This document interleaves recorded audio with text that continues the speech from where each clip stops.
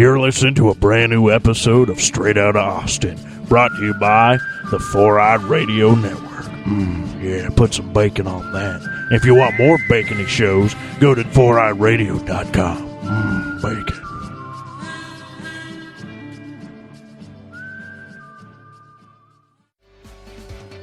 Hey there, Eric here from Socially Awkward Studios, and this 4-Eyed Radio presentation is being proudly brought to you by Raven Designs, illustration and design that fit your personality. For samples and inquiries, visit ravencruise.com. This is Kevin Wada. This is Dan Price with Masters of the Obvious. This is Rich from My Take Radio. This is Kelly Nova with Weird Girls. You're listening to... You are listening to... And you are listening to... Straight Outta Austin. Straight Outta Austin. Straight Out of Austin. And you're listening to Straight Out of Austin.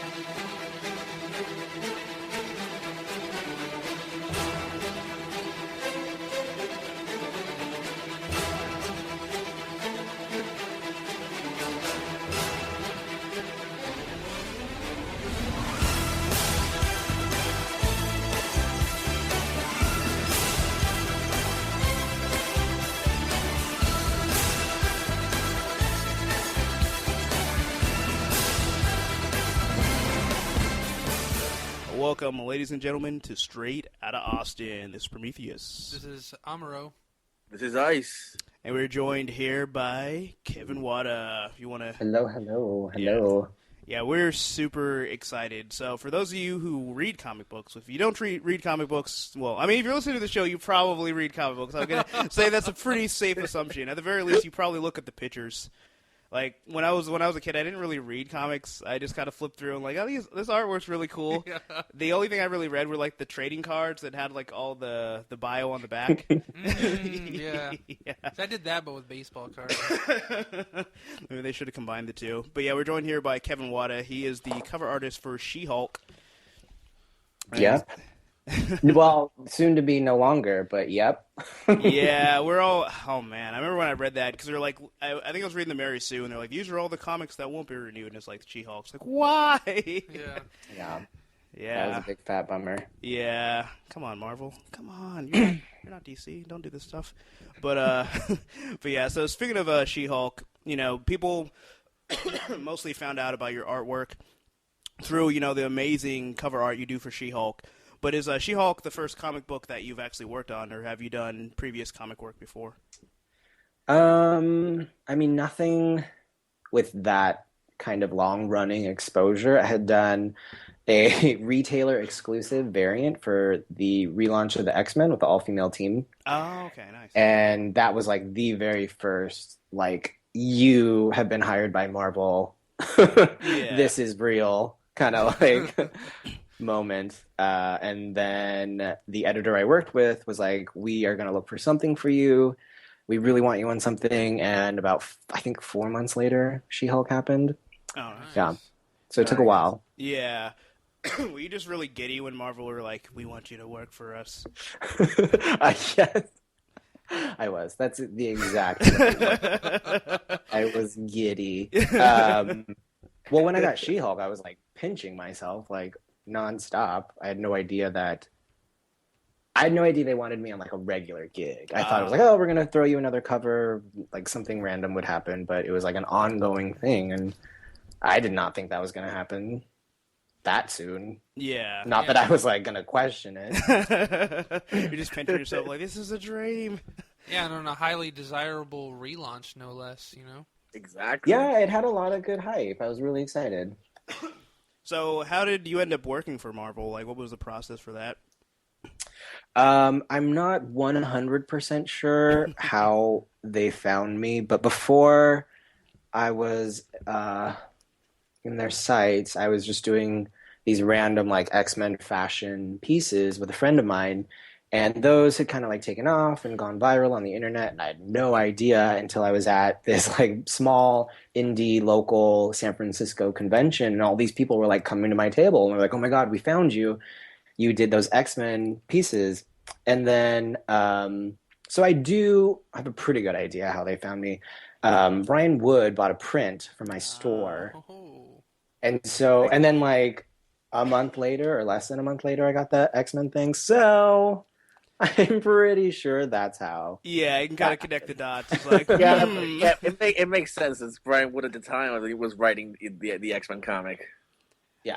I just feel like he just walked into the office and was like, I want this guy right now. Well, maybe he had like a shindig at his house, or put it at his office at Marvel, and a bunch of editors are walking by. Who's that? Who's that? Oh yeah, some guy at a convention I'm at. Hire him. Find him. I just imagined it that like Agents of S.H.I.E.L.D. just show up and knock on your doors like, sir, we need you. But since working for Marvel, is that like open doors for you to work with other people that you maybe have always wanted to work with? I have to say, all the stars of this comic world, most of the ones that I would want to work with, I probably would never work with because they're other artists, Okay. and you don't really like do jam pieces in the comic book scene. And so no, I haven't. I've gotten the chance to meet a lot of people who I really enjoy, but working with, not so much. I've become fans of like Charles Soule and stuff, but I have yet to collaborate with someone that I was totally stars in my eyes for. So speaking of Charles Soule, like basically with that, how familiar were you with his work beforehand, and what do you think about his take on She-Hulk? I am ashamed to admit I had no idea who he was. Sorry, Charles. And then once I sort of became more ingrained in the community and the industry, I realized like, oh my God, he's on like 20,000 books right now, and he's kicking ass, and everybody wants him, and so it's like retrospectively, I've gotten to work with someone who I really admire, and that's Charles. And I thought he did such a great job on She-Hulk. It had such a specific tone, to me at least, and it felt really real and fleshed out, and obviously because he's a lawyer, and that makes a lot of sense. And, Right. I really enjoyed his work. So would you want to, if you had the chance, would you want to work with him again? Oh, for sure. Yeah, totally. It's like, well, he is pretty awesome, so I think, my pencil. He's like pretty cool, I guess. So since, unfortunately, She-Hulk is coming to an end, like, do you have another project lined up? I do. I have another ongoing lined up, and I can't talk about it. Yeah, I had a feeling. Well, I wish you have no idea how badly I want to talk about it. And this is like the first time I'm mentioning it in a public sphere. But I cannot. I probably for like legal reasons. Oh yeah. But also because, and I'm not superstitious, but I have this horrible like notion that if I talk about it too much, it'll fall through, and then I'll look like this giant asshole who like It's was okay. talking up his Mom, career, and then it didn't happen. Oh yeah, that would be such a bummer. Everyone's all hype, and everyone's like, "So, what had happened was." I Help him will with his say, fat mouth. if this does come to fruition, I will say that it makes sense. Like me on this book, I think it makes sense. Okay. So let that guide your thoughts. Yeah, let the speculation begin. So all I'm thinking is talk amongst yourselves. So, okay, so this isn't really trying to be a leading question into what you might be doing. However, if you're given the opportunity to draw pretty much any title, I guess even outside of Marvel, like, what would you want to draw? Well, Elektra's canceled now, but I would have loved to have contributed something to that book. Okay. Storm, nobody's been knocking on my door for that one, and I'd love to contribute to that. They don't do a lot of like variants or anything, but Saga would be Oh, a dream. my God, that would be Oh, amazing. that'd be amazing. I was actually I would thinking love about that to yesterday. do that. I think it would make sense too. Like I think I can I Jones on Fiona, so I hope it would like be a good match. Oh, yeah, definitely. I would love to see Definitely that. would be. I did a Batman Superman variant, and I was so excited, but I didn't get to draw either of them. Oh, So I mean, Superman or Batman, that would be a blast too. Yeah, Those that'd be fantastic. those would be my go-tos. Yeah, Those are definitely like bucket list characters. totally, Like, you gotta totally have Batman or bucket Superman. characters. Yeah. So they're right up there with Squirrel Girl. That'd be awesome. Oh, Thor. Thor. That would be the new Thor, old Thor. I would love to do Thor too. Oh, yeah. Well, hopefully you get an opportunity to do those. It's like, oh, man, it's just crazy because you just have, like, such a unique take on, certain characters, and I don't know. Well, we'll get into that later because that has to do with one of my questions, but, yeah, I would love to see that, especially Saga like that. Yeah. Yeah. But, yeah, so you've done some cover work for Valiant and also Boom Studios, so how did you end up landing those projects? I believe both. I mean, both of those I think were just email. Just people reaching out to me via email. I'm always Valiant. I met. Oh my gosh! I hope he's not listening because I don't remember who or what he was. But I met him at a convention, and for so long I did not realize the power of appearing at a convention. Because, I mean, we live in this, like, modern digital world, and I always thought, like, well, if an art director or, like, an editor wants to work with me, I'm, like, an email away. I'm literally an email away. But I have, like, been able to meet so many people who are like, oh, we'd love to work with you or get you on this in person at conventions. And so Valiant was, yeah, that was, like, a flesh-to-flesh interaction. Nice. And so, yeah, never discount making an appearance at a convention because you don't know what kind of work is waiting for you. That's very true. I mean, I think that this interview right now is like evidence of that. We ended up. Yeah. Totally. Saw you guys at Austin. Yeah, it was Outta Austin. So I was reading. Excuse me. So in some previous interviews you had, you were talking about when you were getting into the comic book industry that people said that your artwork looked more like traditional comic book artwork. And now you've kind of evolved, and now people really clamor for your style of art because they feel like it's atypical of what we've come to expect from comic artwork. So what would you say has influenced your style to kind of change? Well,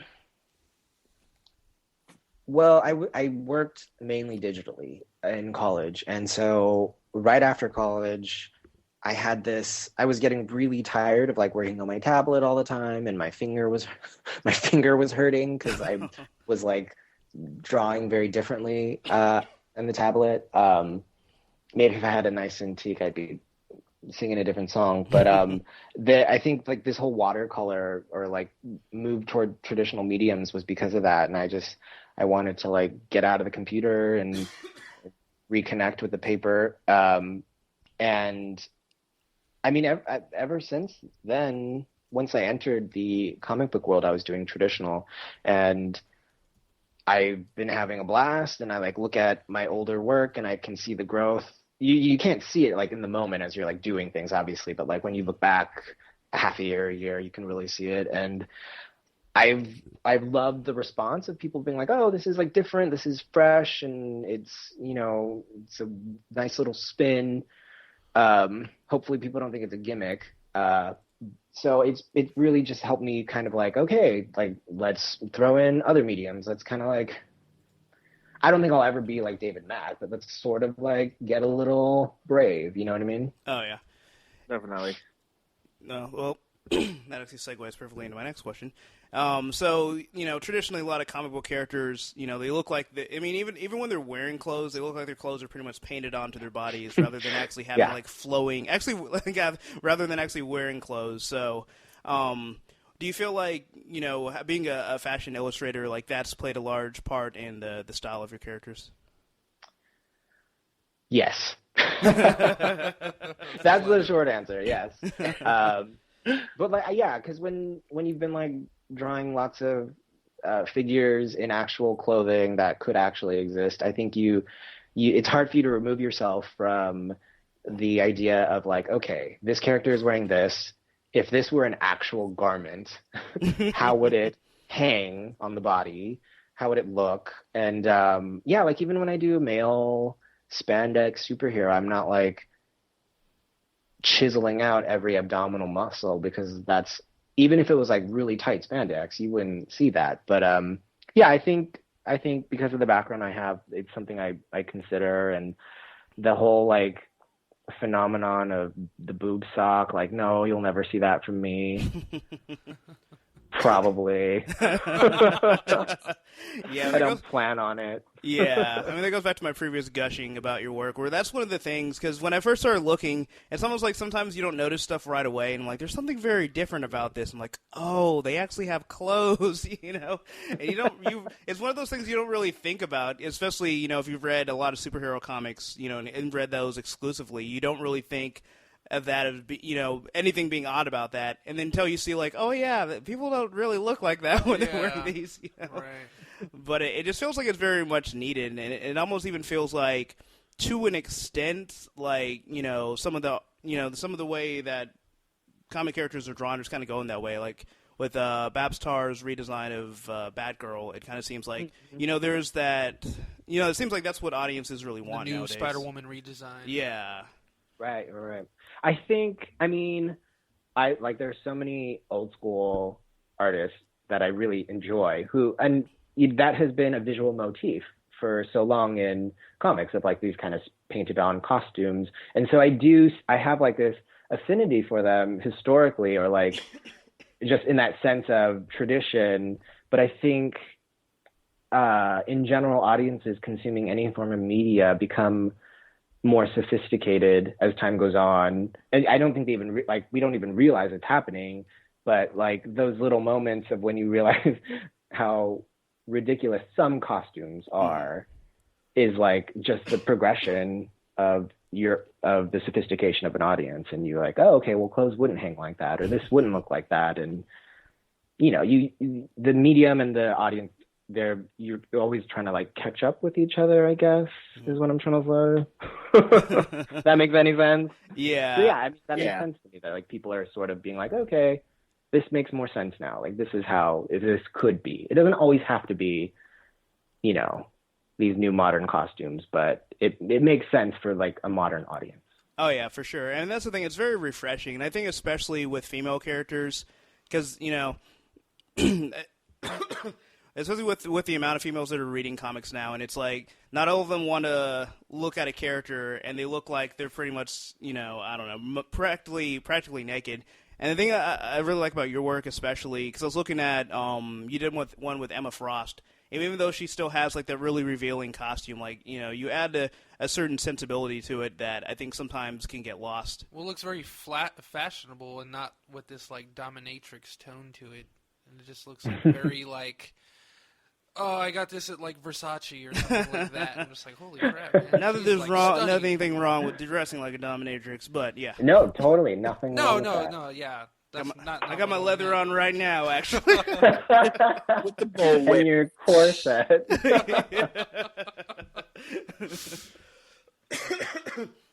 So, you know, your work is in watercolor. So, just as a quick aside, growing up, I never really realized like the potential of watercolors. Like, I remember painting with watercolors like in elementary school, like a sun. No, but I mean, like it was like grass. those little like circles of color on that little like flat like cheap little. I never knew that there were like more professional watercolors than that. So when people said they painted in watercolor, I'm like, how did you do that with those paints?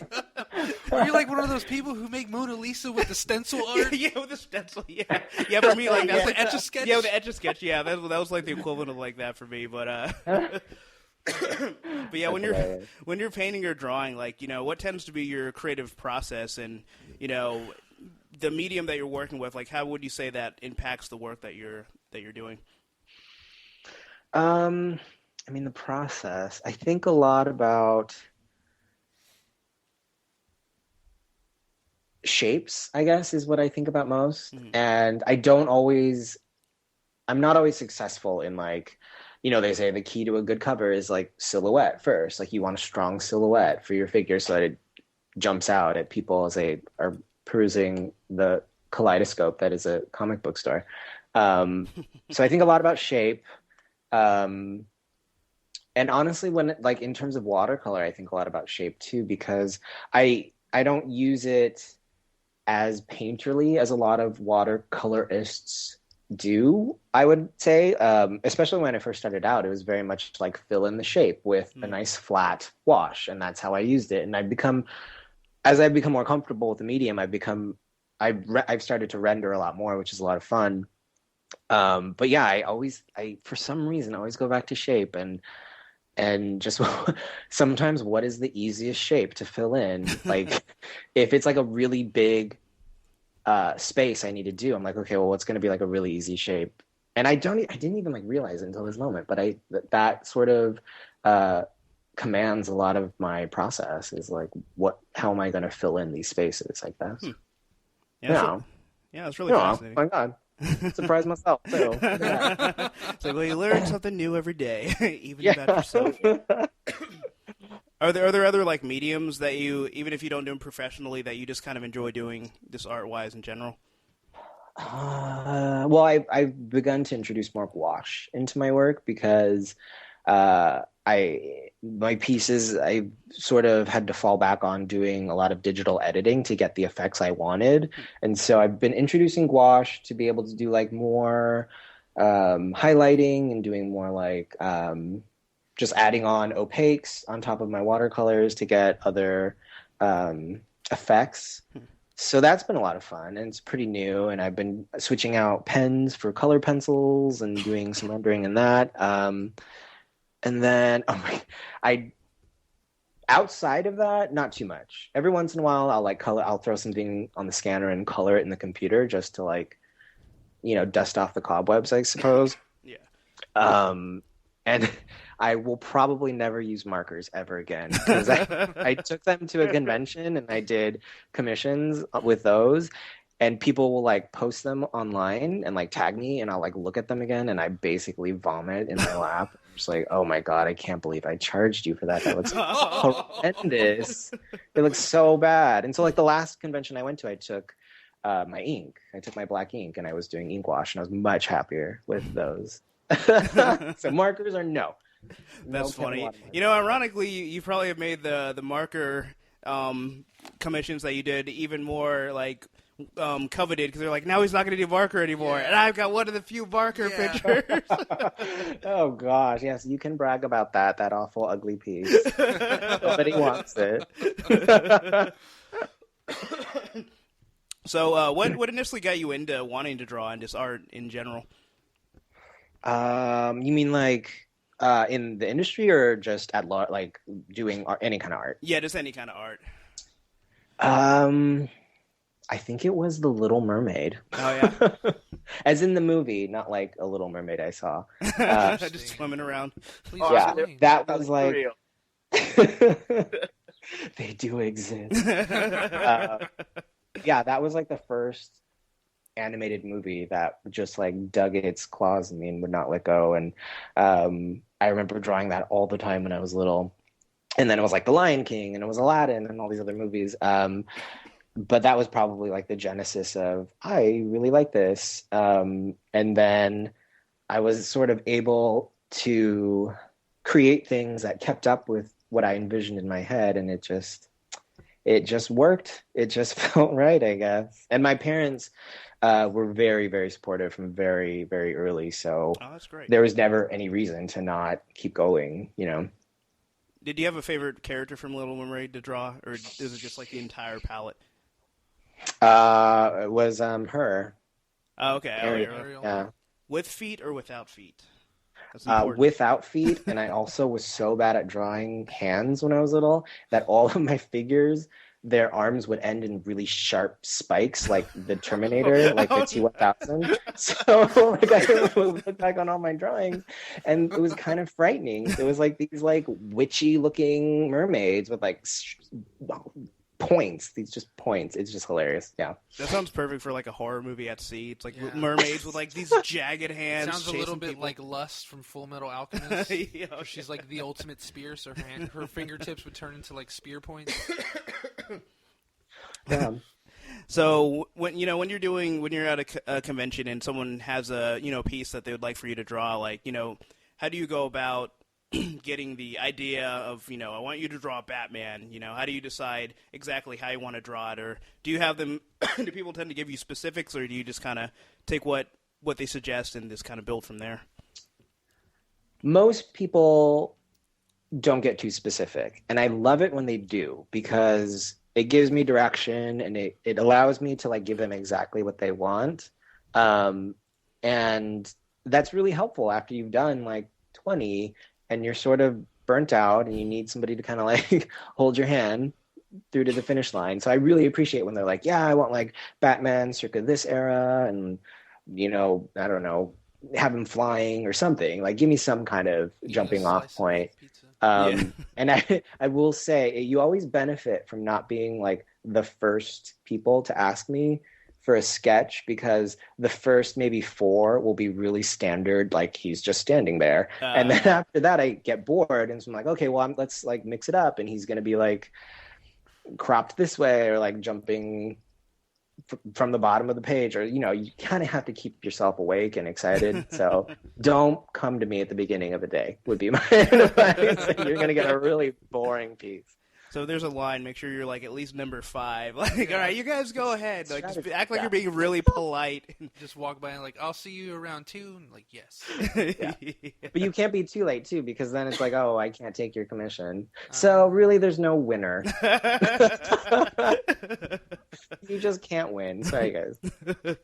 Oh, that's the game of life. But, so of all the commissions you've done, like, do you have one that's like your favorite or one that's really memorable? And I know sometimes people also get like really weird requests. Like, do you have any of those?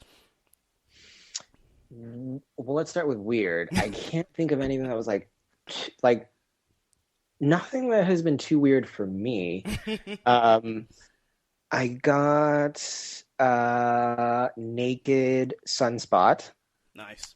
And a naked Loki.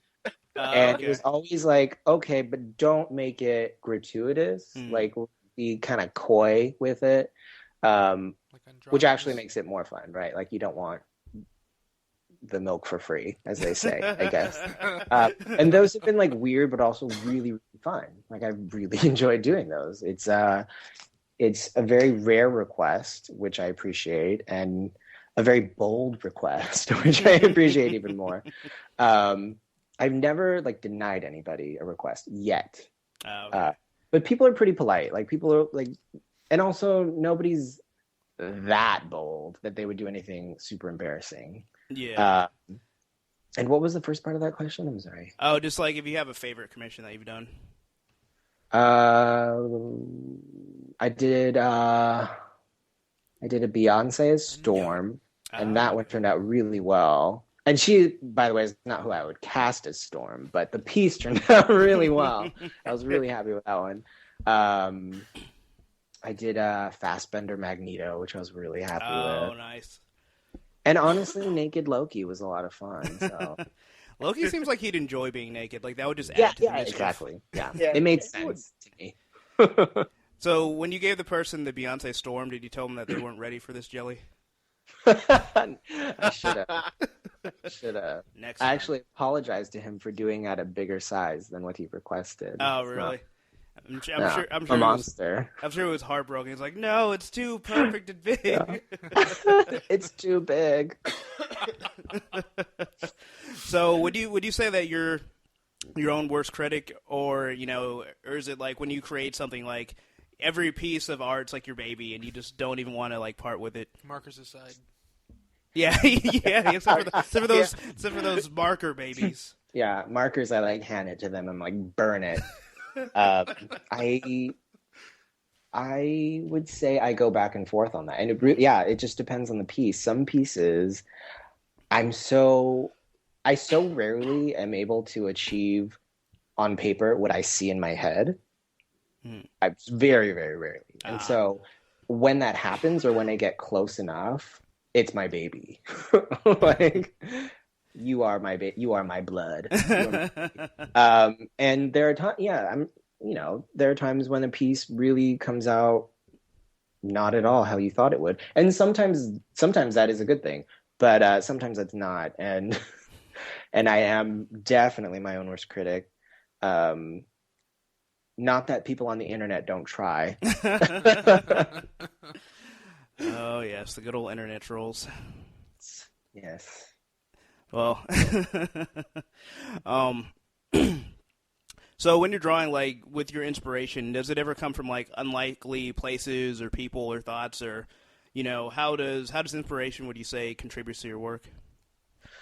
I think the weirdest, it's not even that weird a place, but and it also makes a lot of sense. But when I'm at like a concert, when I'm at a show, for some reason, I'm probably drunk or high, but the lights and like seeing a band or a performer up there, it's a very inspirational experience, and it surprises me that I would like find inspiration from there. But I'm always looking for new ways to inspire myself, and I get artist block really easily, and so it's like I'm always sort of chasing that inspiration dragon. I guess. So kind of like from project to project, you tend to find like new inspiration? Yes.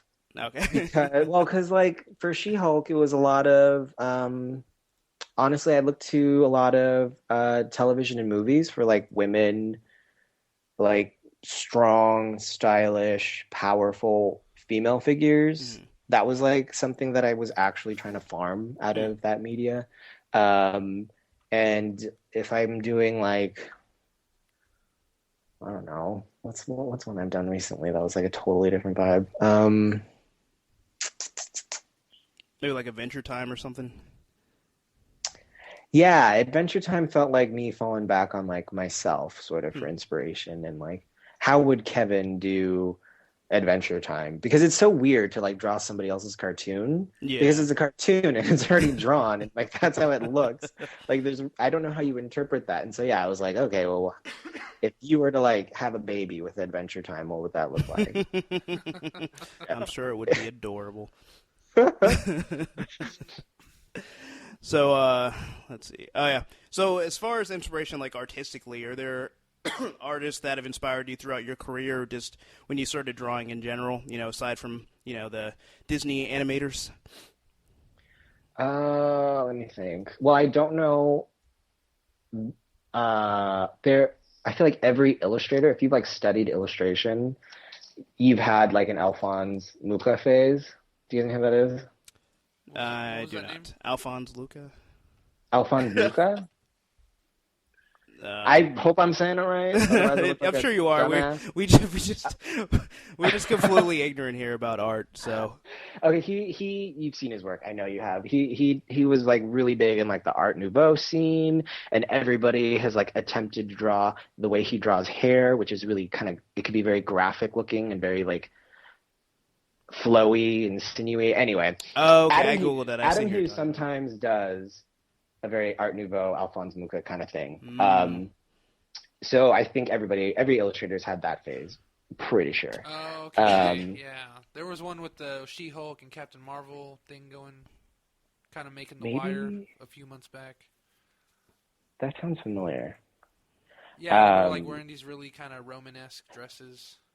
Or the like esque, I guess. I feel a little educated now because I know who that person is. I can't remember too many of like my formative years, like what inspired me. I know that like when I was a teenager to college to like now, I did look at a lot of comics, even if I wasn't like actively consuming them and reading them. There were a lot of comic artists I really liked, and like Jim Lee was my jam when I was little. And I didn't even like realize it until I was older, and I knew who was producing these images that I really liked. And then I had like I mentioned David Mack, and I had a huge David Mack phase, and an Alex Ross phase, and now like I got to meet Brian Stelfreeze, and he's a huge inspiration. And I didn't get to meet him, but he was like 20 tables down from me, and I was too afraid. Tim Sale, I couldn't muster up the strength for that. But yeah, like a lot of comic artists who have done a lot of traditional work are huge inspirations to me. Okay. And like guide me, and I'm just like, okay, if you can like do that, then I can do that. Well, hopefully next time you'll be able to make that meeting happen. Yeah. Tim Sale, I'm coming for you. You can just do it like by accident. Like when he gets up to go to the restroom, just be like, "Oh, I just happen to also be going to the restroom. Oh, you're that guy." That's usually what I do. Not really, but You're peeing on my shoes. Noted. you just wait in the bathroom like whenever you're at somewhere fancy and they have the guy that just towels people's hands like afterwards. It's like, can I offer you a mint? Yeah, totally. You could bribe that guy to use his blazer for like 5 minutes. Pretend to be the towel guy. Yeah. Yeah, go take Towelette, 5, kid. sir. Cologne spray. Yeah. My artwork. I always feel bad with portfolio. those guys. I'm like, I don't really have money to tip you, so I'm just going to try and avoid you as quickly as possible. Oh, I do the same thing. It's like so anxiety-inducing. Like, oh my god, I got to get out of this bathroom. Yeah, because it's like, of all places, like, that's a pretty private place. Like, I don't need someone like the second I walk out of a stall, like, do you need a mint? No, I don't. I need to leave. You know? I wasn't drinking the toilet water. Not that time, at least. But, Strip clubbing. all over again. yeah. Not for all the hallucinogens. But anyway, so, so when you tend to be working, you know, do you tend to listen to music or do you prefer silence to kind of get you in the groove? I prefer silence. I like it to sound like death. Like so silent, you hear that little like tingy noise in the air. Yes. So silent, I hear... Okay, I was going to get really morbid. I've been trying... Every time that that I do have that artist block that I mentioned, I turn on music. Because I'm like, well, fuck, I need, people say this helps, so I'm going to try it. And so I've been listening to, instrumentals and classical music and just things without words, just so I can kind of, tune out my own thoughts, but usually dead silence. That's what helps me focus. Yeah. Oh man, that's hilarious! I just love it. Just make it sound like death. It's just funny because I'm like that. Yeah, I'm like that myself. When I'm reading something or I like to concentrate, so I like silence. But when I want inspirations or something, I'll listen to instrumental because then I just listen to the other instruments and just let my thoughts put pictures to that. Mm-hmm. Or sometimes I'll put on a TV show or a movie. Often animated that I've seen a million times that I don't need to look at, but we'll have colors or we'll have sounds, and that will sometimes help. I haven't done that in a while, but that used to be my go-to. Yeah. Cool. So, you've done, excuse me. So you've pretty much done, cover work. So do you have any interest or do you have any experience doing the sequential interior artwork? I do have an interest. I've been so apprehensive about it up until now. I get asked that question probably more than any other question, and I would have to I'd have to work out a process that was conducive to the production times that I'd have to meet. And I don't know, I think people assume that if I were to do it, it would be watercolor because that's my look. That's what my work will look like. And that, to me, right now, I just don't have a process that I think would work with a monthly, turnaround time. Which isn't to say that I couldn't see myself doing just the inks or something, just drawing it. But I think the best case scenario I could see is if a publisher paired me with a colorist who had a really textural kind of watercolor washy method, I think that would make a lot of sense, and it just hasn't happened yet. I've been most editors I've talked with at publisher, well, not most, that sounds really egotistical, but some have asked me, have you thought about doing sequential work, interiors, and it's never really gotten past the talking. So we'll see. Maybe the right opportunity will present itself. Okay. We'll see. Well, I don't know. Hopefully it'll be something, like Elektra, one of those characters. That'd be really cool. I'm just putting that out into the universe. Marvel, if you're listening, Yeah. I like to personify Marvel as an actual being. Send it out there. Especially if you were able to be on the same book as Michael Del Mundo, because his art is amazing, and his art style and your art style would complement each other so much. Yeah, no, I do agree. That would make sense as a pairing. Yeah. So and it would be an honor. Oh yeah, that would be amazing. So on your Tumblr, on the Q&A, it seems like you really enjoy the interactions with your followers and fans. Is there something about Tumblr that makes it easier to interact, or do you just enjoy answering like fan questions? Tumblr actually makes it really hard to interact with. Like, their interface is just so wacky. But it's the place where I have the most followers, and there's like a nice community, and it has a culture of creators interacting with people. I enjoy it, and I enjoy it for the same reason I enjoy conventions, and it's because like doing the work I do. I work from home. I am alone 90% of my work life, if not 100%. And so it's fun to like get to interact with people, and like at conventions you get to talk to people face to face, and you get to get feedback and see people who really appreciate what you do.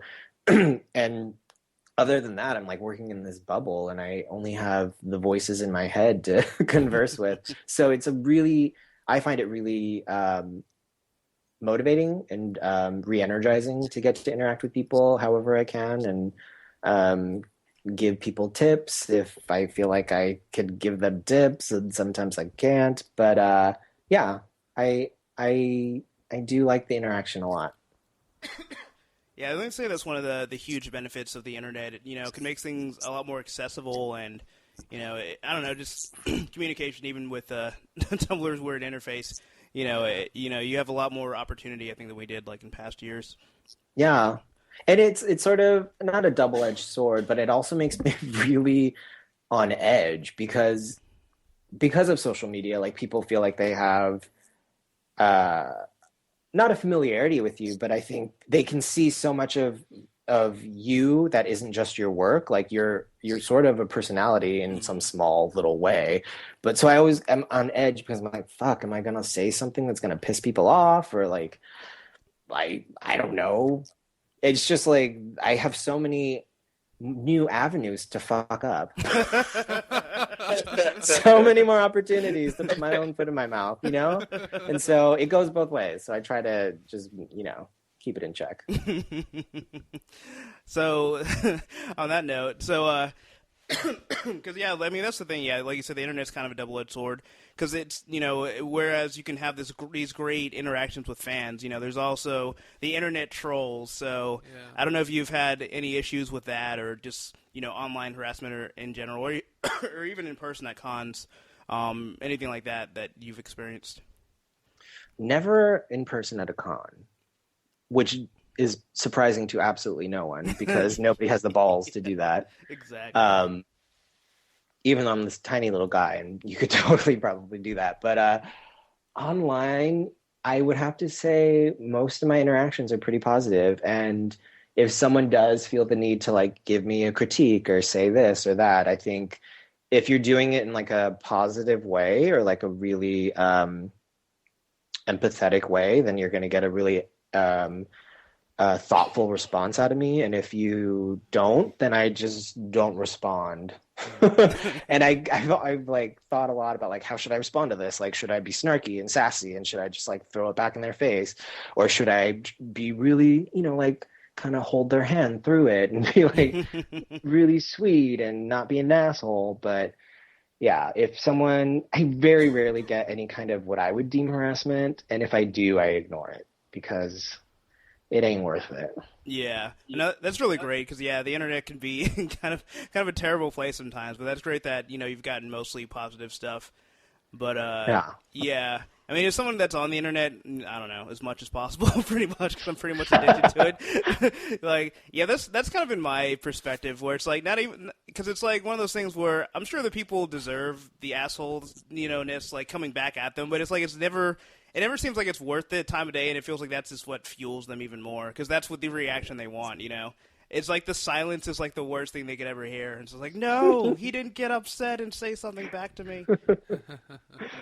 Yeah. No, I agree. I feel like that's what makes them cry themselves to sleep, and that helps me sleep. So, so I'm curious, I know you have your top secret project you're working on, but I don't know if you have anything that you can tell people about. where they can hope to see you next? Or you just want to tell them when the next She-Hulk issue is coming out? Well, I don't even know when the next She-Hulk issue is coming out. End of the month, I want to say. I barely submitted the last cover. Have yet to even know that they received it. So it hopefully won't go to press without my cover. And other than that, let's see. I have a Doctor Who cover. Okay. Nice. With the 10th Really? Doctor. Which cover? Yeah. Which Doctor? It's for the 10th Doctor, issue 12. It's a variant, so I don't know how hard it. I think it's just like a regular variant. You just have to ask your comic book store. I have speaking of like Valiant, like we mentioned earlier, I have the last Death-Defying Dr. Mirage cover. That it's not a variant, it's the official one, which I so rarely get. And that will be issue number 5. And I'm not sure when that one comes out. I think it's this month or next month. And oh my God, is there other stuff? There is, but I can't even remember. I'm like, I have no idea when all this stuff comes out. All my followers like will tag me in a cover that's been announced before I even know that it's been announced. You're like, oh, well, yeah, thanks for the heads up, buddy. Yeah, no, totally. I'm like, oh, I appreciate it. Yeah, and then this new thing that I'm doing that I can't talk about. But it's really exciting, so keep your eyes peeled. Will do. Well, I looked it up. So for those that are anticipating issue 12 of She-Hulk, it will release on February 4th. So. Oh, thank you. Did you just look that up? Yeah. Awesome. God bless you. My pleasure. just in time for Groundhog's Day. Yeah, right. Yeah, if you have a sweetie out there, you can always get him She-Hulk number 12 for Valentine's Day. Wait, so that means there's none this month? Yeah, there's none this month. Nice. Yeah, the last one came out, December, so I think people should just freeze themselves until February, so something to look forward to. Yeah, January sucks anyway. Everybody freeze yourself. It's cold enough. I mean, you don't even need cryogenic freezing. Go outside. Go for a walk. Yeah, make a snow angel. That'll work. So, do you have any upcoming convention appearances or any in-store comic book store signings? No signings. No, none. And I guess the next one that I know for sure is Emerald City Comic Con. Okay. The other one I know for sure is Heroes Con in Charlotte, nice. which is a blast. I show a lot with Chris Anka and Jake Wyatt and Babs Tarr, and we've dubbed ourselves the Super Best Friends crew. Oh, nice. Oh, I love Chris Anka. He is a sexy beast. And so we keep joking. We'll be texting each other, and I'm like, "Hey, are we gonna go to C2E2?" And Babs is like, "Oh, well, they invited me. I'm going." And we're all like, "Can we jump on your star? Can you tell them we need to come with you?" And that's happened for no joke, 4 or 5 conventions. Oh, where wow. she's like, I'm going Nice. to con. They invited me. They're flying me out. And we're like, can you tell them that you need us there with you? So if you guys are listening, we all really want to go. We swear we're a lot of fun. We're a big draw. That's pretty amazing. So since Babs Tarr, you like to go where she goes. Just curious, this is my own, personal request because there's StapleCon here in March and she's going to be here. So I don't know if you have any interest in coming back to Austin sometime in this year. I would. I had so much fun in Austin. That was my first time. The last time I went, Austin is a fucking kick-ass city. I would love to. I'll have to text her and be like, hey. Hey, Babs. How are you? Yeah, we'll see. I mean, maybe the other guys want to go too. But I'm sorry. What is StapleCon? Is it small press and indie, more indie? That's actually exactly what it is. Yeah. Okay. Cool. It's really interesting because, as much as I loved Wizard World seems like it's a lot more everything that's not comic books. It's here's the celebrities and here's some vendors. And Staple is all about the comics. Well, comics and then, just artists as well. that just have like prints and stuff that they're selling. So it's a lot more of like an intimate space. But I don't know, it's wonderful. I went for the first time last year, and I had been meaning to go for years, and then finally I got a chance to go, and I loved it. That sounds awesome. I think last year Chip Zdarsky was the one that was there. Chip Zdarsky and Francesco Francavilla. Yeah. Who's super cool dude. And then this year, is Kate Leth going to that too this year? Is Kate it like Babs Leth, Tarr and Kate? Babs Tarr, Janelle Aslin, and I know there's a Jess fourth Fink. one. Jess Fink, yes. That's awesome. Well, I don't know. I'll have to like reach out to Babs. Oh, we were putting you on the spot. Like, you're totally going to go, right? Ah. I'll do my best, and if I don't go, blame Babs Tarr. Oh, we will. I'm going to go directly to her. Just with just tears in my eyes. You're the reason why Kevin Wada's not I here. found out you guys were best friends. You didn't invite him along. Yeah. I thought Some super best friends crew. Yeah, I thought you were totes besties. Well, on that note, any chance that you'll go to Wizard World again in Austin? I almost went to... Oh, you mean in Austin? Yeah, those other cities don't matter. They're like... Hey now. Oh yeah, Luis is in Connecticut, so... or where he's at. I would love to. I had a lot of fun. Yeah. I mean, I think I'd go. I mean, I'm not gonna like shit on Wizard World, but I think like getting to explore the city was just the most amazing part of that weekend. So yeah, yeah, yes. Nice. I'll take that yes as a yes. I do. 1,000 times yes. Well, that's really cool. I don't know, but yeah, hopefully we'll see you at one of those conventions, or if not, if we ever, can leave the state of Texas. It's pretty big, so it's hard for us to get out of here. But Oh, I will. The four of us, my little crew, and I think a few other artists, we put in a bid for San Diego. But like that shit is fuckery. And so they have our money, they have our application, and we're on the waiting list. Oh wow. So we'll see. I love how Wizard go ahead. Yeah, like everybody cross your fingers. But I guess I mentioned that one because I feel like if you guys were to find your way to another convention, that could be one of them, although it is a crazy, crazy, crazy show these days. But yeah, that is one that we are possibly showing at, that I will possibly be at, and possibly New York Comic Con as well. Well, those sound like excellent possibilities. Yeah. I don't know. Yeah, I want to cross my fingers. I really would love to go to San Diego Comic Con. Like, that's like the mecca of all Comic Cons. It's just crazy how it's gotten so big where they have like a guest list. It's like, yeah, all right, we'll see if we can pencil you in and get you guys in here. It's crazy. Yeah, it fills up like the year, like they have wait lists like the year before. So it's so crazy. Have you been? Have all of you guys been? Unfortunately, not. I've been to San Diego back in 2010, and it was crazy. Yeah. It's rubbing it. Yeah. And it's only gotten like crazier and worse, and like I feel like this year it's going to have its own imagine. gravitational Like, force. what was that? I feel like it's gotten so big that this year it's going to have its own gravitational force. Goodbye, City pretty of San much. Diego. Well, I think New York Comic Con was actually bigger. Yeah, that's what this I heard. year than San Diego was. True. Which one? NYCC. Oh, was it really? Yeah. I've heard that one's gotten insane too. Yeah, it's gotten huge. Yeah, it is good. I was there one of the few years. I think like the second year it was in New York. The second year it started, and it wasn't too bad, but like over the years it's getting like bigger and bigger, and it's definitely getting crazier. I feel like it's hard because it's so dense there, and so how do you expand it really?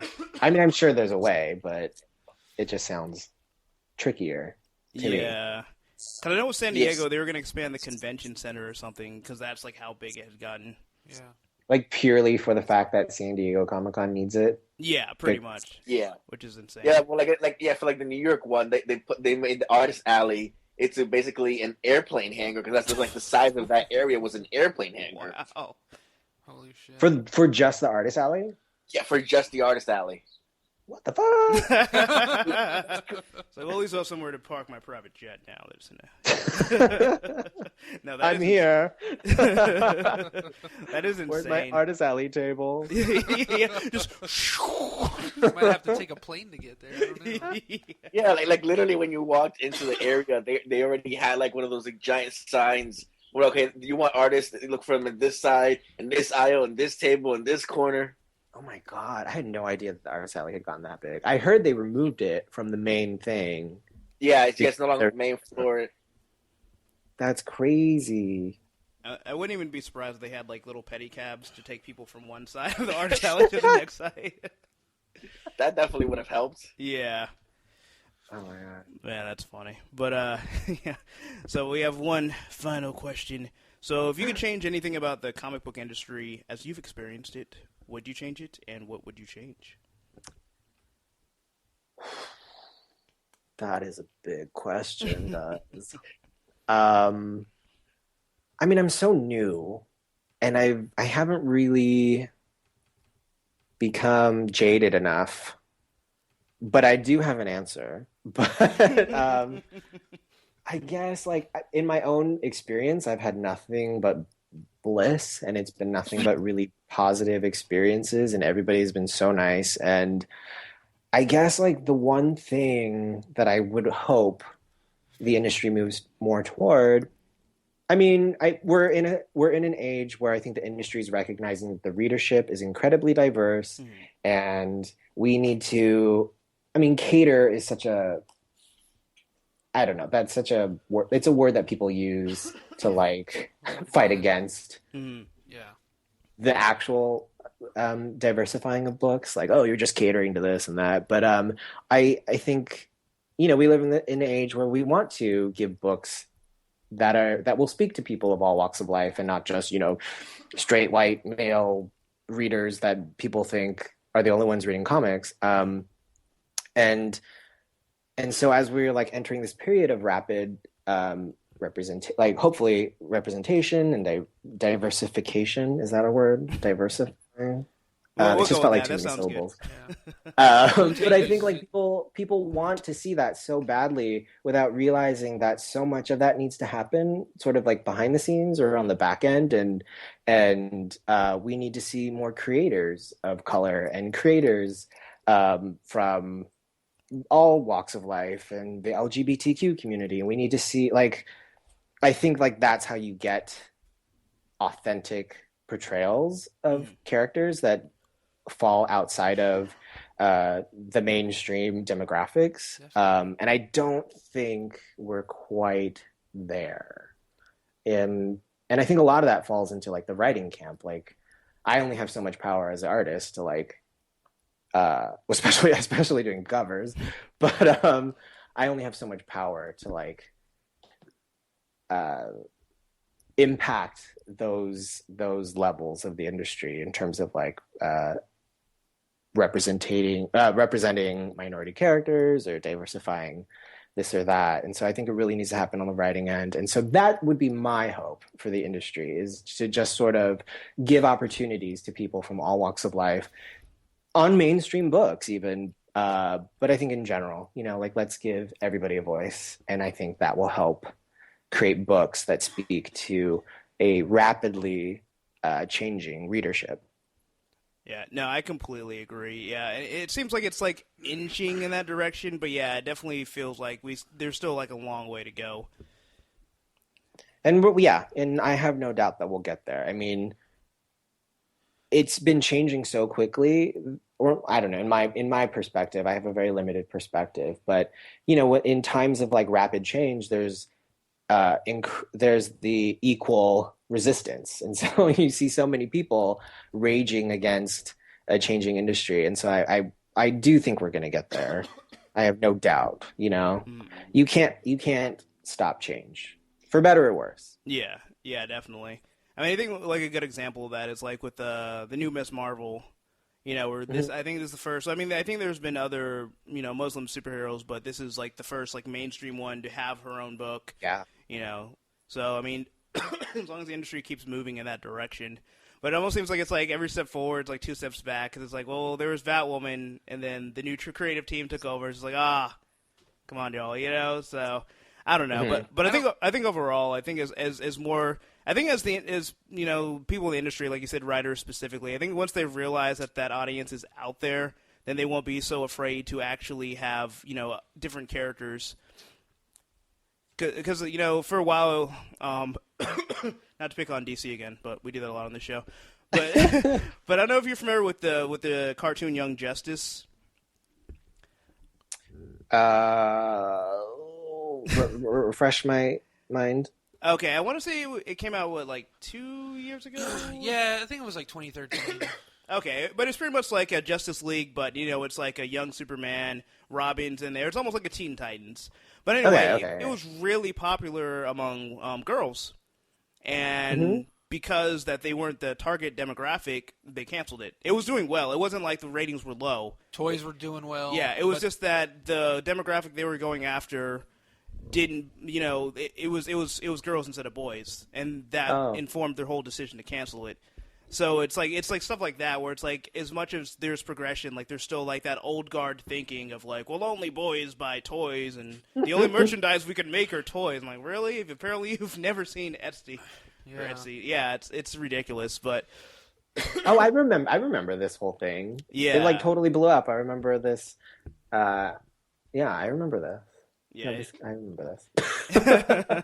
yeah, it just boggles my mind. It's just like, really? Like, I understand, like, with TV shows, and this is a huge tangent, you know, it's like, oh, the ratings are 0.1 below what we wanted, we're going to cancel it. Yeah. It's like, I understand, like, that's the way TV is now, but it's like, your ratings are good. You're succeeding in an industry where, like, shows get canceled after one show. Yeah. So, I don't know, but I feel like that old guard is kind of slowly, like, phasing out, and, like, you know, there's newer, fresher, you know, people in the industry now. Well, I think it makes me wonder what demographics were like when you look at like our age range of adults, like 18 to, I don't know, 35, 38. And there's so many like older females that we know personally who love, you know, Ninja Turtles and stuff. Same stuff that we grew up as boys. And we're like, oh, you love this? Where were you at my school? Kind of thing, you know? You know, we should have been buddies. When I was all alone. But, yeah, it makes me wonder what demographics were like when we were growing up as kids and who was buying toys. Obviously, like, boys were buying boy stuff, girls were buying girl stuff, but, like, what were the numbers? Yeah. Because even another one of our members, who's also my wife, Habiki, her whole thing whenever, and I don't know where he gets this from, but my oldest son, he just turned 4, and, you know, he'll be like, oh, that's a girl's toy, and me and my wife, we don't take offense, but, like, you know, we're like, who told you that? Who told you that that's a girl's toy? And then That's great. That's really well, great. blah, blah, blah, you know, he'll make his little explanation, and my wife, every time we'll sit him down, is like, honey, I grew up wearing dresses, and in my purse I had Hot Wheels and Ninja Turtles. You can play with any toy you want, sweetie. And he'd be like, okay, cool. And then walk off merrily. You know? It's like, good, now let me get But it's like this knowing rat that, stuff. yeah, my wife was like a big, huge fan of Ninja Turtles. Yeah. I'm like, well, I was a huge fan of Ninja Turtles, you know? And thinking back now, it's like, I'm sure a lot of girls we grew up with were probably big fans of Ninja Turtles. They just probably didn't admit it as fruitfully as they do now. Well, and it's also like, it's unfortunate that it's not considered a two-way street, and it is more acceptable for young girls to play with boys' toys than it is for young boys to play with girls' toys, you know? Oh, yeah, definitely. And it's really unfortunate. And so I think that's so great that you, like, are able to talk to your son about, like, you know, you can play with whatever the hell you want. Yeah. Yeah, definitely. You do you. Live your life. Live your life, sweetie. Yeah, I mean, I don't know. I'm just really like anticipating like a sea change where things like with Young Justice, you know, won't really be as much of an issue, you know, going down the line. I feel like, I mean, because that's the thing. I think I read the statistic where it's like I think like women are like the largest growing demographic with like reading comics, and it's like that's huge, you know. Like I remember the days where you would walk into a comic book store and you wouldn't even see you'd maybe see like one girl. Like now it's like they're as much or more sometimes, right? You know. Yep. So I don't know. I just think it's wonderful because I think like not only has like pop culture and like comic books like seem to explode. They've really exploded. I like to use this phrase in a post-Avengers world. It's like it's just gotten really big, and it's like there's been an explosion of diversity as a result of it as well. I mean, it's been there, but I feel like it's kind of more prominent, at least in the way the industry is handling it. Yeah, totally. And I always am so curious when people don't see that as like a really positive thing to impact comics. Like people who are so resistant to catering, quote unquote catering to female audiences as being a good thing. Like, let's expand the perspective or the scope or the ambition of what comics can be by including other voices or other ears, I guess. Yeah, I feel like some people are just threatened. They're like, well, these are the good old comic books. You're gonna mess it up when you make a black Captain America. And he's got wings and everything. Make a black Captain America. You make and a lot of people that don't read comics thought that they changed Thor's gender. Yeah, like, and even if they did, so what? Yeah, and then they made. I've had that conversation with so many people. Like, no, it's not what you think it is. Right. And then they made. They didn't make Miss Marvel, Muslim. But they just dubbed a new one, like they knighted essentially a new Miss Marvel. I dubbed the and then what was it, a couple of years back when during the New 52 they made Alan Scott gay, and then the whole thing when Batwoman was trying to get married, and like, you can't do that because we don't want any of our characters. We want all our characters to be Peter Parker, essentially. Yeah, and we're like, okay, whatever. It's like. There is people are trying, and writers and artists in the industry are trying to diversify. And it's like, there's a part where it's like, okay, well, how much of it is writers fighting back, and how much of it is it editorials fighting back? So, DC gets a lot of flack, but I think it's equal on both sides. Yeah. I do like how they turned Iron Man pretty much into an iPhone. Like, whatever it is, it's like... I remember reading something, and they were talking about, it's like, the new black Captain America, the female Thor, and then, like, they had Iron Man, and he has, like, the white suit, it's like, and the eye Iron Man. Yeah. It's, like, created by Steve Jobs. Yeah, and I guess the point I was trying to make is, like... Yeah, Eye-Man, yeah. Fans fight so hard against these changes, and, like, with Alan Scott being gay, I didn't think that was a big deal, because it's a reboot, It's not like he just woke up in the series, or, like, because he's, like, 50-something in the original. Yeah. Like, 6 years ago, and they're like, hey, I think I'm gay. Because I think he was married at the time. So it's like... Not only that, but it's also it's the Earth 2 Alan Scott. Right, exactly. It's a different one. People you still got a different Alan Scott. It's like, it's like people can get it. You can have this one and that one. Why can't we just have both? Yeah, exactly. So I don't know. People just jump to conclusions without knowing the full details. Like, oh, I grew up with that hero. I was like, okay, when was the last time you read one of the current runs? Well, I don't read. Yeah, reading's for nerds. He has a lantern. I just want to be upset. Rabble. Yep. Yeah. I always, like, whenever people are raging against change or progression or however you want to dub it, I always just say, like, dude, you just sound like such a dinosaur right now. Like, you are a dinosaur. Do you know how old you sound? I don't think they realize it. No, they don't. I think they don't because they assume, like, everyone thinks like them, and then the people that don't are, like, these radical, crazy liberals. Yeah. Because, you're just a crazy liberal. Yeah. Because, like, we work with, like, well, not really law enforcement, but corrections. It's a strong conservative. Yeah, but people that are there are so conservative, and it's like prior to working there, I hung out with a lot of like pretty radical activists. So it was like the shift from literal like anarchists to like you're like Rush Limbaugh conservatives. Structure. So it's like, and on the surface they're pretty nice people until they talk about anything like topical. And you're just like, I just kind of look at them like, oh my god, I forgot people like you still exist. And then also living in Austin, you don't really experience it. Yeah, you really don't. I feel like the work is like a time capsule of like the 1950s. I'm like, it oh, really you guys survived. Well, like the other day, I was at work and the news had just come out. Well, it was like, what, a week ago? And I think this is one of our topics, so maybe we can just veer into that. But it's talk about Idris Elba being the new 007. Oh yeah. And one of the guys was just like, "Can you believe that they're gonna make 007 black?" And I was like, "How many favorite 007 movies do you have?"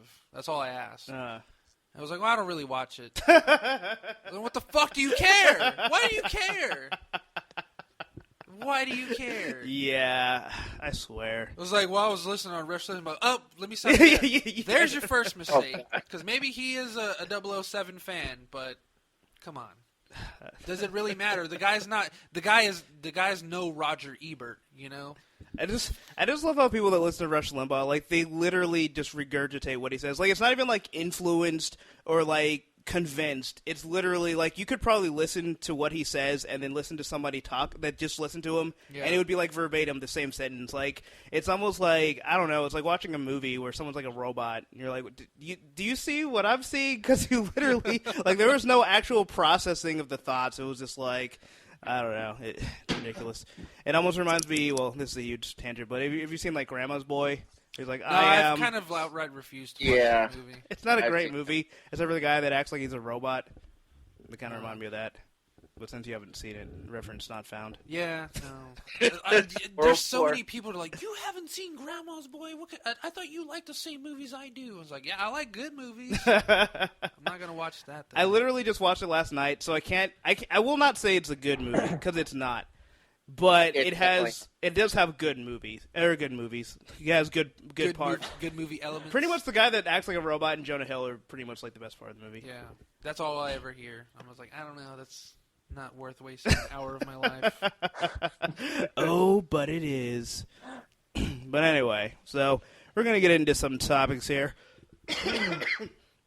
So yeah, I recently watched X-Men: Days of Future Past, and apparently they're gonna be releasing the new cut, which was going to have more Rogue, because I guess, was Rogue even in there like at all? So I guess it's going to for like 3 seconds at the end. Oh, that's right. All up on Bobby. Yeah. Bobby Drake. Yeah, so you're gonna expand that 3 seconds. So apparently there's at least like 10 minutes of Rogue action that they had to cut from the film. So allegedly they're going to put some of it back in. I don't know if they're going to put all of it in.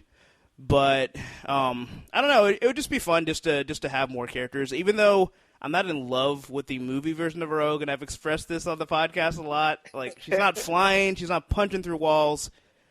She has a bad. Oh, she was totally lame. Yeah. Oh, yeah. Okay. I just want to make sure we're on the same page here. Like, oh man, it just angered me so much. I'm like, why? Rogue is like supposed to be strong. She's literally impenetrable. Like, she can go toe to toe with anybody. Instead, she's like, Wolverine, take me to wherever. I need you to save me. Well, I was watching this one when Penny Dreadful first started on Showtime, and we were catching it. You kind of succumbed to the Showtime commercials, and I think True Blood was one. No, was it Showtime, HBO? I don't know, one of those. But True Blood runs on there as well, and she's part of that series. And That'll be HBO. Is it HBO? Okay, it's HBO. Yeah. And she has a really bad Southern accent. And I was like, holy shit, it's Rogue. She's just doing Rogue. Like, maybe her acting's good in this movie, but like she's always had a really bad Southern accent. I doubt it is. I mean, I don't want to pick on her. I don't have a problem with the actress. I have a problem with the way they wrote the character, but I don't know. I mean, I've already expressed Lauren Cohan is my Rogue, and it will never happen, but one day maybe. Who? She plays. So you watch The Walking Dead? She plays Maggie. She played, I think, Rose in Supernatural. Okay. Oh my god, perfect. Yeah. Yes. I stopped watching The Walking Dead, but I remember her. Yeah. Yeah, I think everyone at some point just gives up on The Walking Dead. No, I totally see it. That's a really good one. Yeah, that's like my dream casting, but alas. I know she has a bad Southern accent, too. It's better, though. We're moving in the right direction. I guess, yeah. Glenn! We gotta save Glenn! She sounds a lot like Luann from King of the Hill. Well, then that's a perfect Southern accent. But without those quirky, like, Brittany Murphy accentuations. I don't know. Is that a word? Sure. It is on this podcast. There you go. If you can form, like, noise from your mouth, then we're going to count it as a word. There you go. So, another favorite X-Men of mine is Gambit. And I already had the news of Channing Tatum playing Gambit and now apparently they have a release date now. So October 7th, 2016. I'm just gonna board up my windows and doors and not even come outside because that's when the movie's coming out. Not a fan, I'm guessing. No. The thing is, I like Channing Tatum. He's like, afraid I think their abs will match up too much, and he'll have to like. His abs are gonna be perfect for like the little like body thing that Gambit wears. Yeah. I don't know. I just don't like the casting. I think again, I had my own dream casting, and Josh Holloway. First of all, Josh Holloway needs work. I don't know what this guy's doing. I don't know if you're a fan of Lost, but he played Sawyer in Lost. I am a total losty, so. Oh, okay. Yeah, like a show on CBS. Oh, I thought you wanted Oh no, you wanted that dude for Batman, the Spartacus. Oh yeah, the other ab guy, Liam McIntyre. But yeah, I mean, yes, granted, Sawyer has a Southern accent, not a Cajun accent. He's got a good Southern accent. But he's got that charm. Like, he's got the Gambit charm where he's, like, screwing you over. He's got that twinkle in his eye. Yeah, but you're like... oh, shit. Like, if somebody, like, if he's looking at a woman's eyes, she's like, oh, shit, is that my kid right there? It's like he's screwed you over, and you're just like, oh, but he's so dreamy. You know, it's like you're like, all right, I'm gonna let this one slide. He's gonna be like, mon ami, freckles.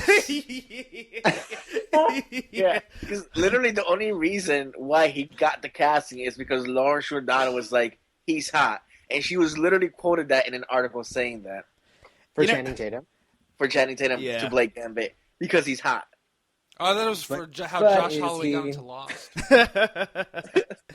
It's one of those things where it's like sometimes you can speculate, like, that's how this person got the role, but it's pretty bad when you're, like, on record saying that. But, you know, it's good to be true to yourself. You're like, yeah, I mean, he maybe wasn't the best man for the job, but he was the best-looking man for the job. Like, maybe his audition tape was just Magic Mike. And she was just like, all right, we got our Gambit. Okay. Go call his people. Tell him my people are calling. I don't know. I mean, he might surprise me. Like I said, I mean, he's come a long way, like acting. Like, I think he started off in like the Step It Up franchise. Yeah. And I haven't seen Foxcatcher, but I heard he's good in it. And I heard it from people whose opinions I mostly value. I saw the trailer for it a few months ago on the Movies Trailer YouTube, and at first I thought it was a comedy. That's what everyone thinks. Like 10 seconds in, I was like, "Oh shit, this shit's like," because he was like slapping the dude around, and I was like, "Oh my god, is he abusing him?" You're like, I'm not laughing. And then by the anymore. end of the commercial, like it was like Steve Carell, Channing Tatum, whoever else is in it, and I was like, "What the fuck was Steve Carell?" And so I started looking in it, and yeah, he was like the old dude. I was like, "Did they do like work on him and shit?" Like he looked creepy. Oh weird. yeah, man, it was like scary. Oh look. On Facebook, Luis had just posted, or Lewis, I guess we call him. It's the same thing either way. Whatever. This is payback for you calling me a Muro. But anyway, what are you going to say? Yeah, Luis posted this on the Punching the Wilds of Reality group page, the Gambit movie thing. And Blucifer, who's a big Marvel nerd, I know a lot of people are pissed about this. Marvel enthusiast, I'm all up on it. I think this could be great, especially if they get into the Thieves Assassins Guild story arcs. I like it because the animated series, Thieves Assassins! This tide is false! Hey, Kevin, were you a fan of the X-Men, the animated series? Yes. Oh, my God. God. But I'm not going to lie, I don't remember most of it. Oh, okay. They had it on Netflix for a while, so I started rewatching it. And it was like, it's funny because as a kid, you don't notice certain things that are just like these oversights because you don't like, you don't necessarily have these concepts. Like the bad scripting. The scripting is excellent, sir. It's excellent because the voice actors are incredible. But no, it does have a lot of unintentional comedy. And I just love, like, if you go back and watch the first episode, like, they go in and they attack a government compound to destroy files. So they essentially commit, like, an act of terrorism in the first episode. And it's like, as a kid, you don't ever think about that. But it's like, how are they not fugitives, like, for the rest of their lives? And it's just like Professor X is like, hey, I need you guys to destroy some files for me. No one questions them. No one's like, Professor, this is like life in prison if we get caught. And then Beast gets caught. Morph is left for dead. I was like, wow, this show is hardcore. But yeah, so I reference that show a lot. It's like my lifeblood. It's like I loved it as a kid, and as an adult, I love it even more just because it's so ridiculous. Yeah, you can I tried to rewatch Gundam Wing the other day, and I couldn't. I got like 10 minutes into it, and I was just like, oh my god, when I was a kid, this was awesome. but now it is just like ripped full of holes, and it just does not stand up. But I can understand like enjoying something knowing the ridiculous nature of it. Oh yeah. Sometimes like that's the best thing. It's but still yeah. awesome. You're crazy, Kevin. You just broke Jay's heart here because he still loves Gundam Wing. I'm sorry. He has like a shrine to it at home. He's just like, no, it's not just Gundam great Wing. Gundam Wing. Gundam. I just finished Build Fighters, so I'm like all high on that. Even though the fan service is a bit unbearable. I don't know. I haven't rewatched Gundam Wing. I do remember liking it a lot. To me, it's more funny now. Just like when you think back on the scene Pro. with Hero, when they're like at some like school banquet thing for fancy rich people, Right. and Relina, I forgot exactly how it goes, but there was a meme on Tumblr, and they didn't finish the whole thing, and some dude like finished it in pictures through the reblogs, and he was just like, "Do you like me?" He said, "No." And then she was all sad, and then he kind of like put her on edge. He was like, but something, and then she looked all happy. He's just like, "I'll kill you." And then she was like, "Whoa!" And it was like so perfect. I remember rewatching that, and I laughed so hard. Didn't he like slap something out of her hand or something? No. I think. Nah, man, I don't even remember. Okay, I just remember rewatching and I laughed. Like, who says that to anybody? Only emo-tastic 16-year-old kids hell-bent on destroying the planet. Oh my god. And of course you would give a huge machine capable of mass death and destruction. Yeah, they're right. It's like, we have emo kids. What should we give them? Gundams. Yeah, give them a Gundam. They're like flying around destroying everything. Maybe this wasn't such a good idea after all. Oh, the angst. Oh, man. So our next topic here is Matthew Vaughn says, people have had enough of Nolan's superhero style. So, I didn't actually read this article, but I'm assuming he means the whole dark, gritty, Dark Knight trilogy stuff. But, I don't know.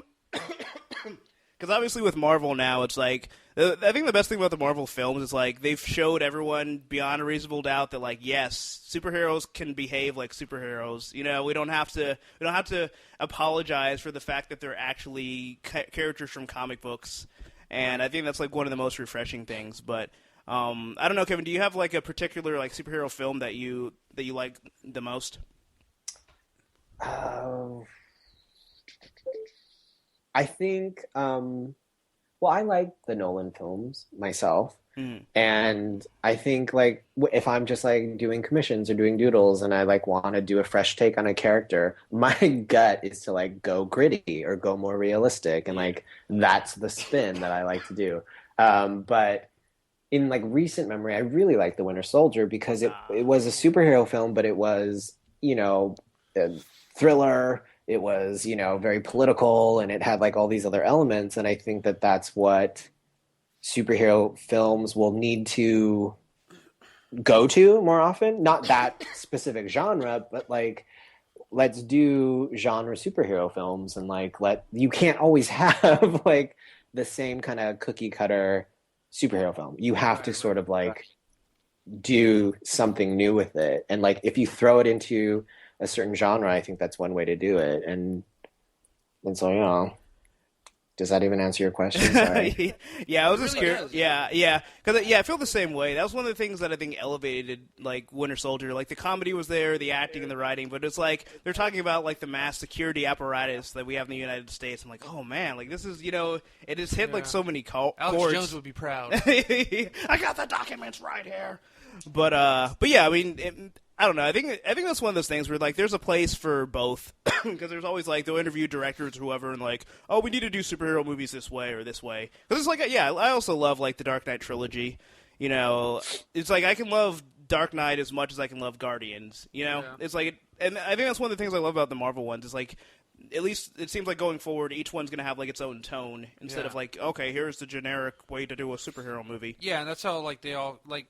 That was kind of the fault of the first Avenger when it first came out. It was real basic, and even when you look back at Iron Man and the Hulk, you know, it's like Iron Man versus Obadiah, and you know him just trying to stay alive. It was very, very, very basic. I was thinking plot Obadiah points. Springfield from Yeah. The founder.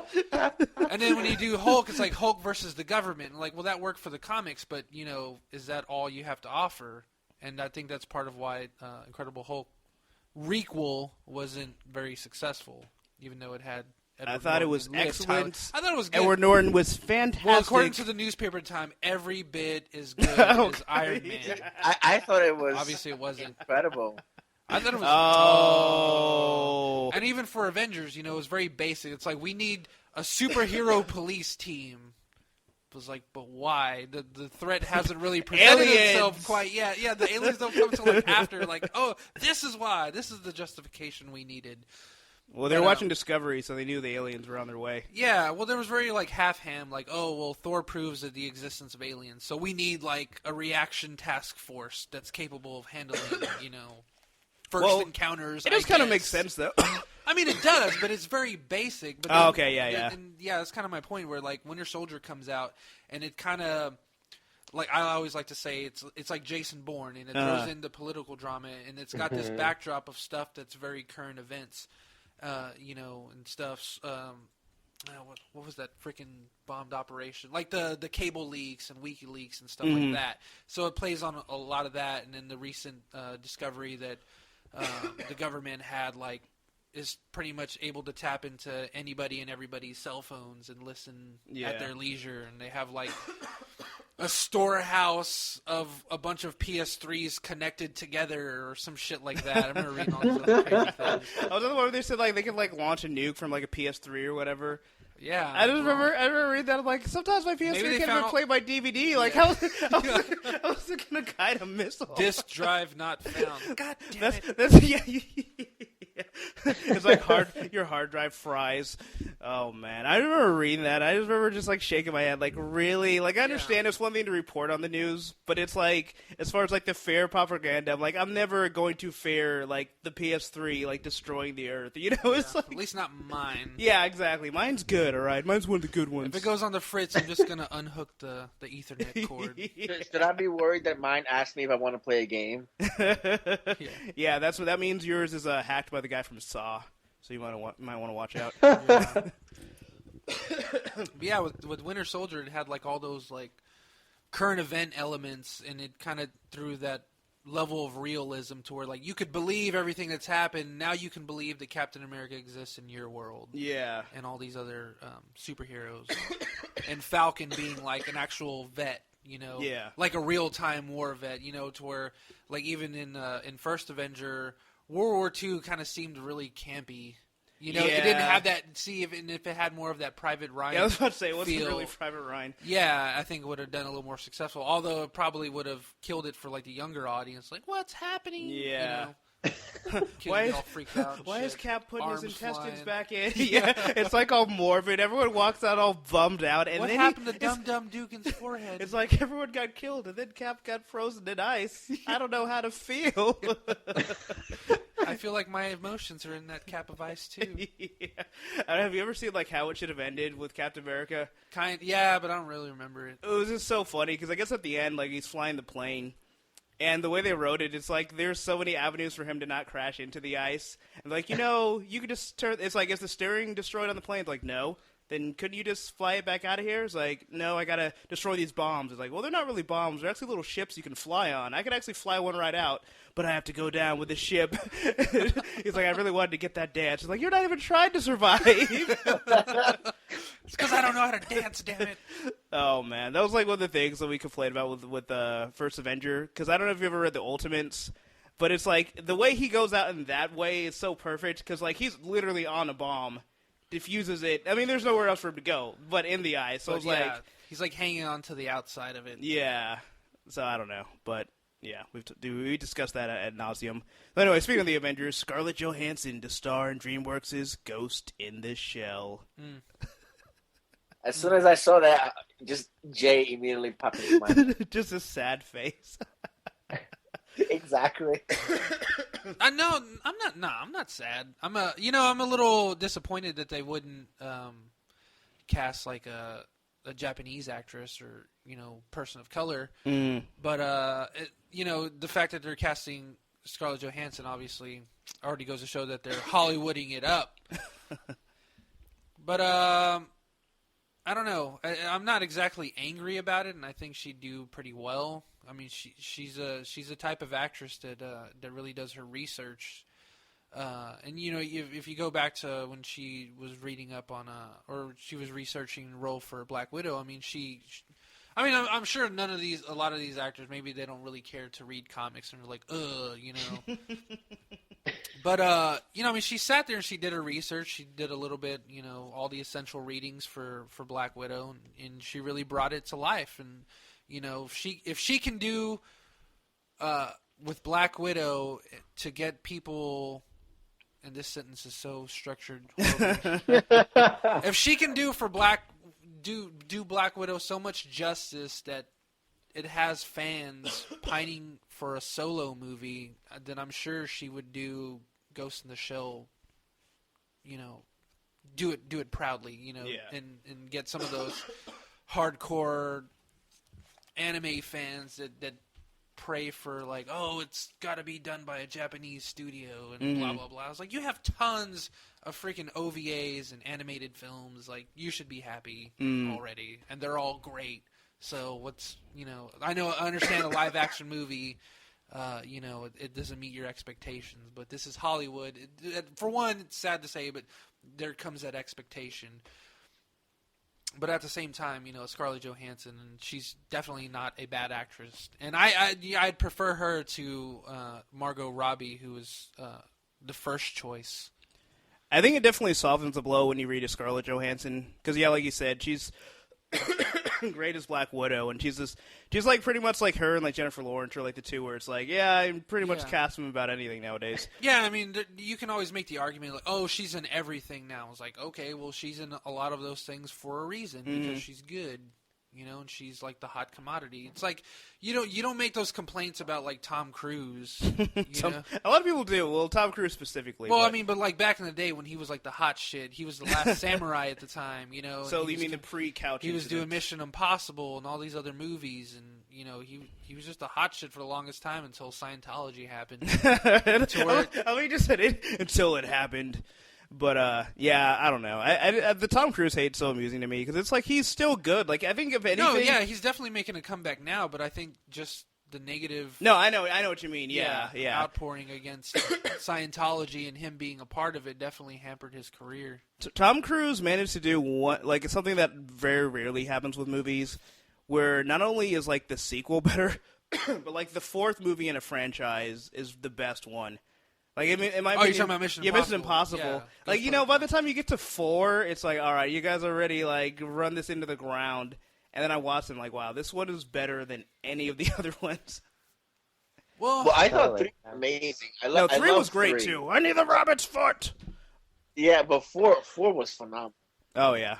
This is where he's running on the building, being that crazy Tom Cruise character. Yeah, and the dude does... a lot of his own stunts. He was on top of the world's tallest building. I couldn't even fathom standing on top of a convenience store and looking down. I'd be like, "Oh man, I'm living dangerous." You're on a stepladder. And then I'll just fall back. I'll just fall back to the roof and just like sip on my Slurpee just to like recover, so I can ice my head and just focus on like how bad my brain freeze hurts. One of the funny things about that scene is like it's all epic, but apparently he wasn't even supposed to like run on the side of it. Like Tom Cruise is so crazy. I think like something had held up production, so he was just running around for fun. Like he was just bored. He was like, "Can we get this on the road? I'm just gonna run around this building." And they were probably like, "Tom, stop it! You're gonna kill yourself!" Like no, keep doing it and roll the camera. Yeah. So I don't know. Maybe he is a little bit insane, but I think I think he's definitely in the right industry for a little bit of a craziness. That's probably why he's against medication. Maybe. I don't know. Maybe it's just like it's going to slow him down. Yeah, he needs all faculties firing at all times. Yes, I agree. Whatever faculties mean. So anyway, I don't know. Are you guys fans of the Alien franchise? Yes. All right. Cool. So. You know, for most people that love Aliens, typically it's Alien and Aliens are the movies that people love, and then Alien 3 is kind of like a small stab, and then Alien Resurrection is like a deeper wound, And I'm not even going to speak of Alien vs. Predator. But apparently at one point, the guy who directed District 9 and Elysium was actually going to do a sequel to Aliens. And by that I mean a sequel to the second Alien movie, completely ignoring the continuity of Alien 3 and 4.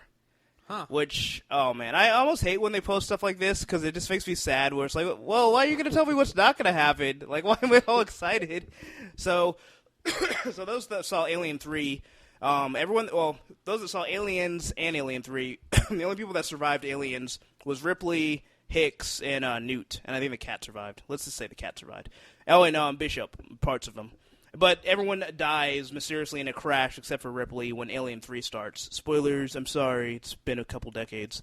But but they had some concept art of what it was going to look like, and Hicks has like half of his face. He almost looks like Two-Face, and he just has like the destroyed eye.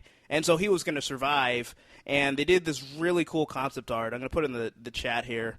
And they revisit the ship from the first movie where they found the space jockey, and they had concept art of Ripley wearing the space jockey armor. And just like everything about it not only sounds awesome, but it sounds infinitely better than what they actually ended up doing with Prometheus, destroying my namesake. But it just, oh man. Like, I wish somehow they would still do it. Like, they just cancel that Prometheus sequel, and they're just like, yeah, we're just going to ignore that too, and we're just going to go ahead and do this. So, I don't know. If you guys get a chance to check it out, like, it's exciting and demoralizing all in one sitting. I saw it. It was pretty cool. Oh, yeah. But it was also, like, I mean, it was totally cool, and it, like, makes your imagination go crazy, because you're like, oh my god, what does all this mean, and how would this come together to make a plot? But I would also just, like, need to know what the plot was behind all these. Like, I'm dying to know what his idea was, because there were a lot of visual ideas going on in those pieces. I'm just like, how does this all fit together? Because maybe it fits together like shit. You know, I was thinking that but maybe it doesn't. Maybe it doesn't. No, it's funny you say that, because I was like, this could be really awesome. But then again, I'm sure if I looked at like stills of like Prometheus before that came out, and be like, oh, actually, or the trailer, everyone was so hyped for that movie. And then it happened, and then people cried many tears. So I don't know if they actually ended up writing a whole script, because that would be awesome if they ended up releasing that, so at least we could see like what they would have done. But I don't know. It's really amazing. I don't know if you ever seen like the behind the scenes for the first Alien movie, and just like all the stuff they put in for production, and just how insane Ridley Scott is when it comes to like detail. Like they were working off this really small budget, especially not only like just small for today, but small for that time as well. And he's like, yeah, we're just gonna build this giant set that's only gonna be in like one part of the movie, and really isn't even the main part of the movie. Jeez. Yeah, it was crazy.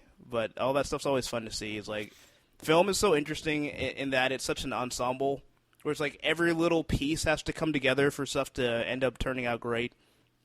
But I don't know. I was really excited and bummed out. But yeah, like Kevin said, no, I was totally bummed too. I was like, this looks really cool, but I want to know more. I want to know what else is going on. Yeah, I hope they release more information and they don't just tease everybody. Like they're just like, oh, we have a script, but we're not going to let you read it. But who knows? They would do that. Yeah, oh yeah, they definitely they would. Yeah, they like breaking hearts.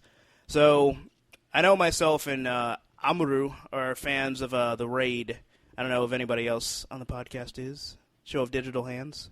I haven't seen it. You haven't seen it? Okay, do you like martial arts movies?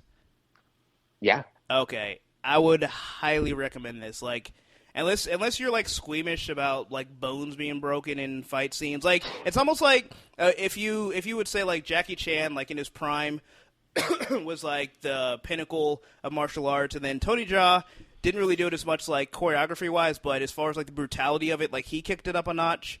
The Raid is like if Tony Jaa, like it's almost like an infusion of like Jackie Chan and Tony Jaa with like the choreography, the brutality, and the speed of it. And it's just, it's mind-blowing. And then on top of that, it's like some Jackie Chan movies are great, but they're really slow in between. It's like, all right, can you guys stop talking and get back to all the cool stunts? Yeah. The Raid is like, they're going to talk for like 5 minutes. We're going to set up the plot, guys. The busiest place in your house is the one you want to be the cleanest. But using bleach leaves some stains. I know, it really did. I was like, where's that coming from?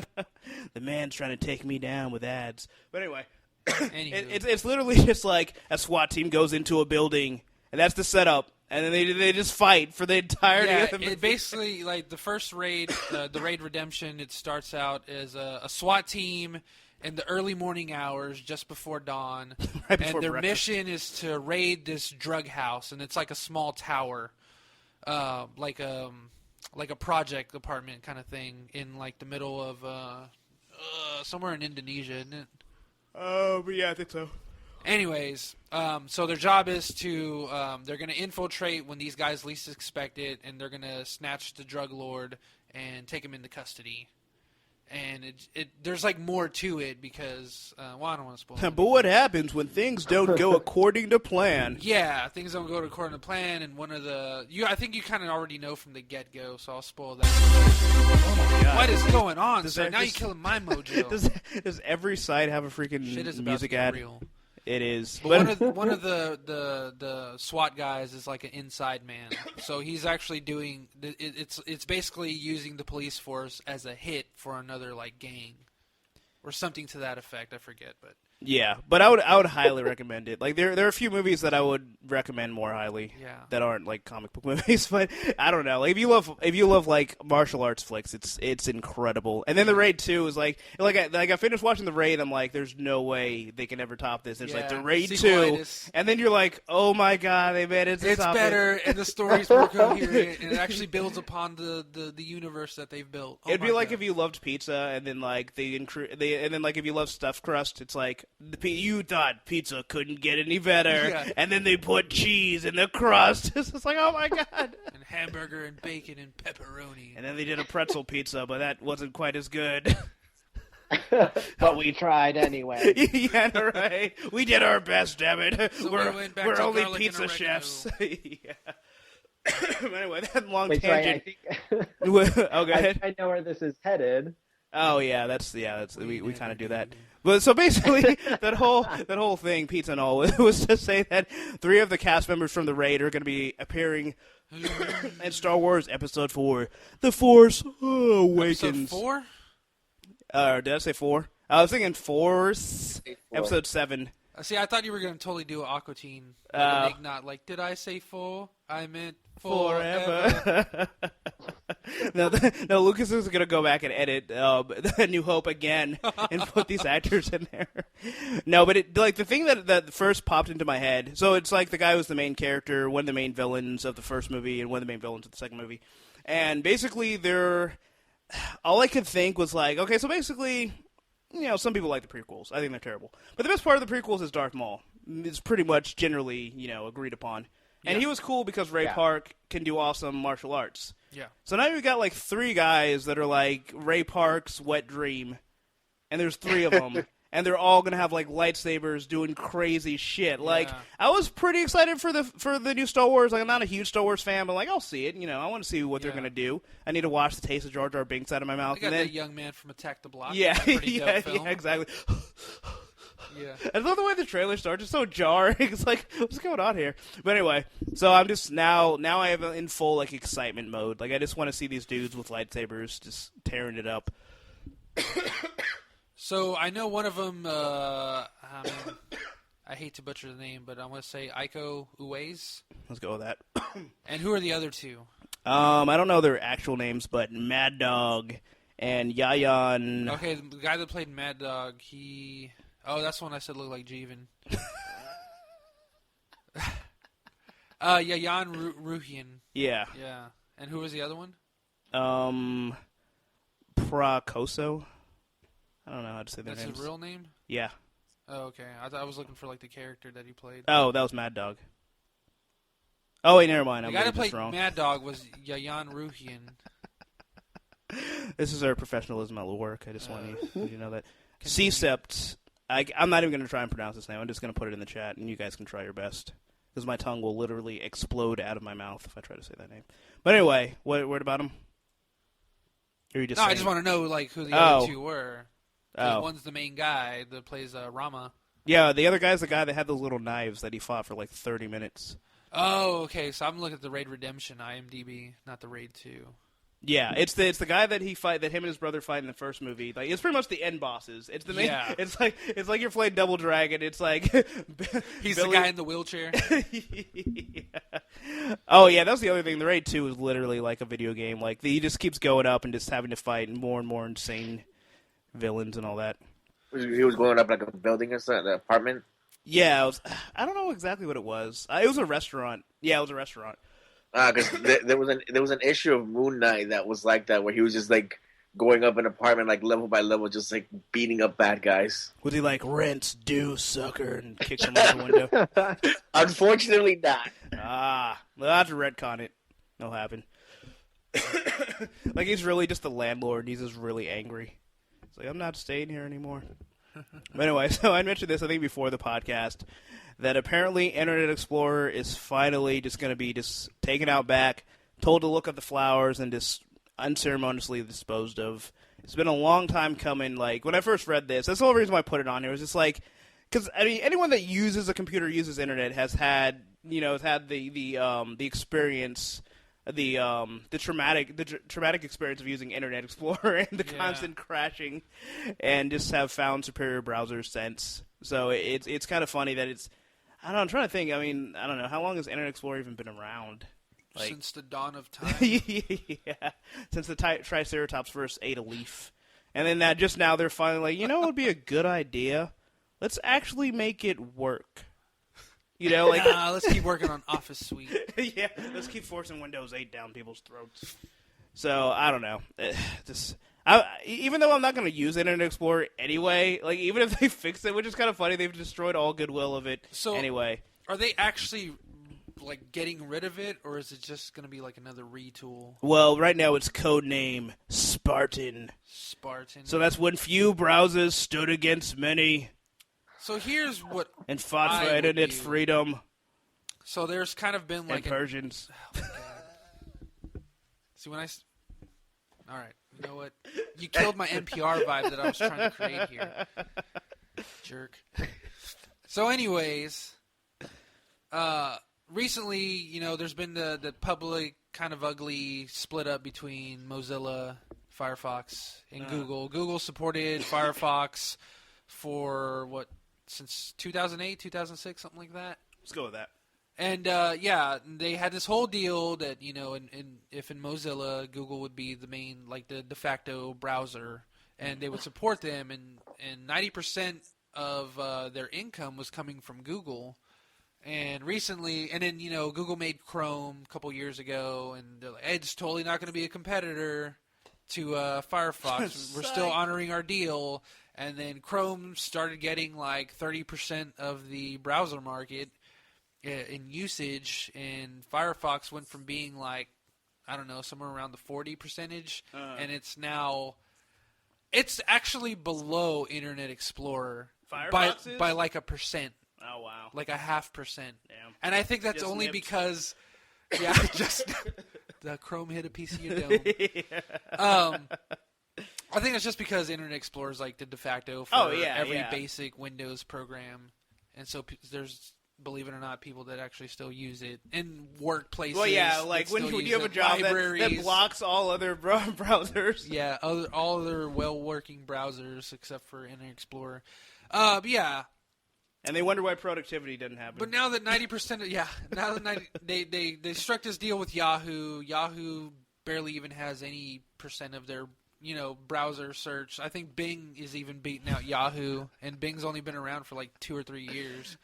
Bing is just this thinking about Bing just brings a smile to my face. Yeah, so I definitely don't see Yahoo supplementing. I don't know, maybe even 20% of the income that Google was bringing in for Mozilla Foundation. So what I would suggest is, since whatever Microsoft is recode naming Internet Explorer, why don't they strike a deal with the Mozilla Foundation and make Firefox like the default browser for Windows? I think that would be like the way to go. So I'm going to have to take the colored chalk away if you keep coming up with these good ideas. I know. But that would be great. Actually, what would happen? The Windows would find a way to just make it crappy. Yeah, maybe. I don't know. But I mean, that's what I always wondered, because it's like, even when Opera was pretty popular, it's like, why don't they just have these guys design Internet Explorer? It's not like they don't have the money. And it's like that was the whole thing. Is that like Mozilla or Firefox was created out of like the bones and powder. And it was the Phoenix Rising upon Netscape of Netscape, yeah. And Internet Explorer is what beat Netscape into the ground in the first place. So I don't know. Maybe it'd be this weird like spiritual reunion of the mid-90s or something. I don't know. Hosted by GeoCities. It'd be like... Tell your friends on Friendster. Angel Fire. You can talk about it all on AOL Instant Messenger. Hit up your IRC chats. Dude, I wish they had like an internet museum. And they just had like all this... Like they just let like... I don't know. They had a... What are those things called? Like, emulator, or just like the older technologies. Oh, yeah. It's like, this, kids, is what we used to chat on. It's called IRC. It's like not even that old. Actually, you know, it would be like last year's technology. It wouldn't even be old. It'd be like, that's Facebook. I'm on it right now. Oh, yes, but it's about to be obsolete with the new update. Ew, it looks like DOS script. Oh, man. I don't even know where we're going with this. But, speaking of... It would make sense. That's all I'm saying. Is that oh, that's right. Yeah. Microsoft. That's the only way I see Mozilla not only recouping that 90% income that Google was bringing in, but maybe even surpass it. I think that's the only way to really... For Mozilla not... Ah, man, why am I having so much trouble talking? Words. How do they work? Yeah, words. Should have sent someone who knows how to talk. She should have sent. Oh, wait. That's the only way I can see Mozilla still surviving. And so right now they're just on life support. I'm sorry? Oh, I thought somebody was going to say something. Nope. Just a digital IV drip. Kevin? No. We're also out of words. We've used them all up. There's no more left in the universe. And my paranoia sets in. So the next story I just threw on here just because it kind of amuses me. So apparently, and I'm sure an ad's going to pop up, so let me go ahead and try and silence it before it starts making a lot of noise. Actually, you know what? I'm just going to copy and paste what's... No, this is a really long story. But anyway, the whole point is Apple's getting sued because, you know, they advertise... I knew it! I was waiting for it, too. Tried. Damn you, CNN. God. That's perfect. All right, that's it. From this day forward, Punching the Walls of Reality declares war on CNN. That would be like a mosquito trying to attack like an elephant. We'd just like be biting them. They'd be like, oh, that kind of itches. But anyway, so... That was a weird analogy, bro. I think it makes perfect sense, actually. But it worked. But anyway, so iPhone, you know, Apple advertised the iPhones as 16 gigabytes, but it actually isn't because you have the iOS software that takes up 19% of the storage. Jesus. So someone is actually suing Apple because they're like, I paid for 16 gigs, I'm going to get my damn 16 gigs. So, I don't know, I just thought it was funny because I don't see it really going anywhere. But, because it's like it's understood that there has to be an OS on a piece of hardware. Yeah. Even if it's like firmware, it's going to take up some space. Yeah. But I just thought that was funny. I can just see like the outrage in that person's face. Like they're all excited. They just got their new phone and they boot it up and it's like 15.2 gigabytes. And they just rage and just throw it against the wall. They're like, Apple! I wanted 16! Yeah. And they realize they don't have a phone at all and they're even sadder. So it's like those people who desperately want like their change back. Like it's 40 cents, but I need it. Yeah, people are just arguing on principle. I mean, it wouldn't hurt Apple to like include have like a 16.5 hard drive, so you actually have whatever so you actually have 16 gigs. Yeah, but that's like. But I doubt it's going to hold research up in and court. Development that would cost another. I mean, not that they couldn't afford it, but financially, it just doesn't make sense to put that extra R&D just to be like, hey, let's do the people that are going to buy our shit anyways because we have an Apple logo, and do them a solid and spend an extra like $50 million just to make a 16.8 gig. But I don't think it would even hard drive be any more R&D because I mean the cost of space is so cheap now. To have like a hard drive, you can get like a terabyte for like $100. That was going to cost. That's true, but then to fit it into a very specifically refined phone. Yeah, but I mean, That they have takes- 64-bit or 64 gigs. Yeah, but then you're building essentially an entire phone around this hardware. Cough if you can hear What me. the Don't fuck even is think going about on, dude? I took Mucinex Every DM for my single phlegmy cough. website. Yeah, but what about freaking Mike? out on Works on his cough too. Times are hard. They are. I Mucinex know. I DM know. It's relieves hard that times. cough for 12 hours. I can't even mute it. I muted it and it's still Just going. close it Oh out. my god. Oh wait, it's over. Okay. This has been brought to you by Ice Hockey, or whatever Might that as well was. get freaking adverts. I know, right? That We should was just send. insane. We should just send them an invoice. Like, what is this? Your ad played on our podcast, so you owe us approximately $2.50. And $1 million for emotional damages. Oh man. My best friend verbally abused me. Yeah, and it right. could have been avoided had you not put those adverts. I would have got away with it too if it weren't for you damn adverts. So yeah, I mean, obviously the suit's gonna get thrown out, but I mean, come on, Apple, you got money. You can give someone an extra like 0.5 gigabytes. I mean, you won't, but you can, and I hope that makes you stay awake at night. I can't actually think of who the CEO is, so I'm just personifying Apple Right. as a person, which I would do anyway. I thought this was going into the thing where like people were trying to pretty much Bill Cosby Apple. Oh yeah. And like make the whole thing about like their factories overseas known more popularly, I guess, or into the mainstream media. No, nothing. Did you know Nothing an is. 8-year-old makes your Nothing as important as that. This is someone being I whiny. remember them making like the reels like for like a week, and then it just died again. And I was like, well, it's common knowledge if you really look for it. Yeah, I heard it on NPR. Like Apple was like saying like that's slander. It reminds me of the Family Guy where it's like, so why do you want to kill this Count Chocula? He's spreading lies. My cereal does not cut the roof of your mouth. So that's what I felt Apple was about like those allegations. So apparently they're making a Masters of the Universe movie, which I've. What is that? He-Man. He-Man. Okay. I'll get you, He-Man. What do you mean? What is that? What's wrong with you? Oh well, apparently he didn't like loincloths or something. I don't know, but anyway, so the guy who's writing it is the guy who wrote the script for Kick-Ass 2. Which is just funny. I mean, obviously, he wrote Kick-Ass 2 doesn't mean, like, that's the only genre he can write in. But it just seems funny to follow that up with He-Man, where it's, like, this over-the-top violent thing where, like, police are being chopped up with, like, lawnmowers. And it's like, you know what my next project's going to be? He-Man. You know? I don't know. Maybe he was just like, yeah, I need to step back away from the ultra-violence for a little bit. I need something more fantastic. Yeah, right. Less blood-curdling. Yeah, slightly less than that. But I don't know. It's hard to imagine what He-Man's going to look like on the big screen.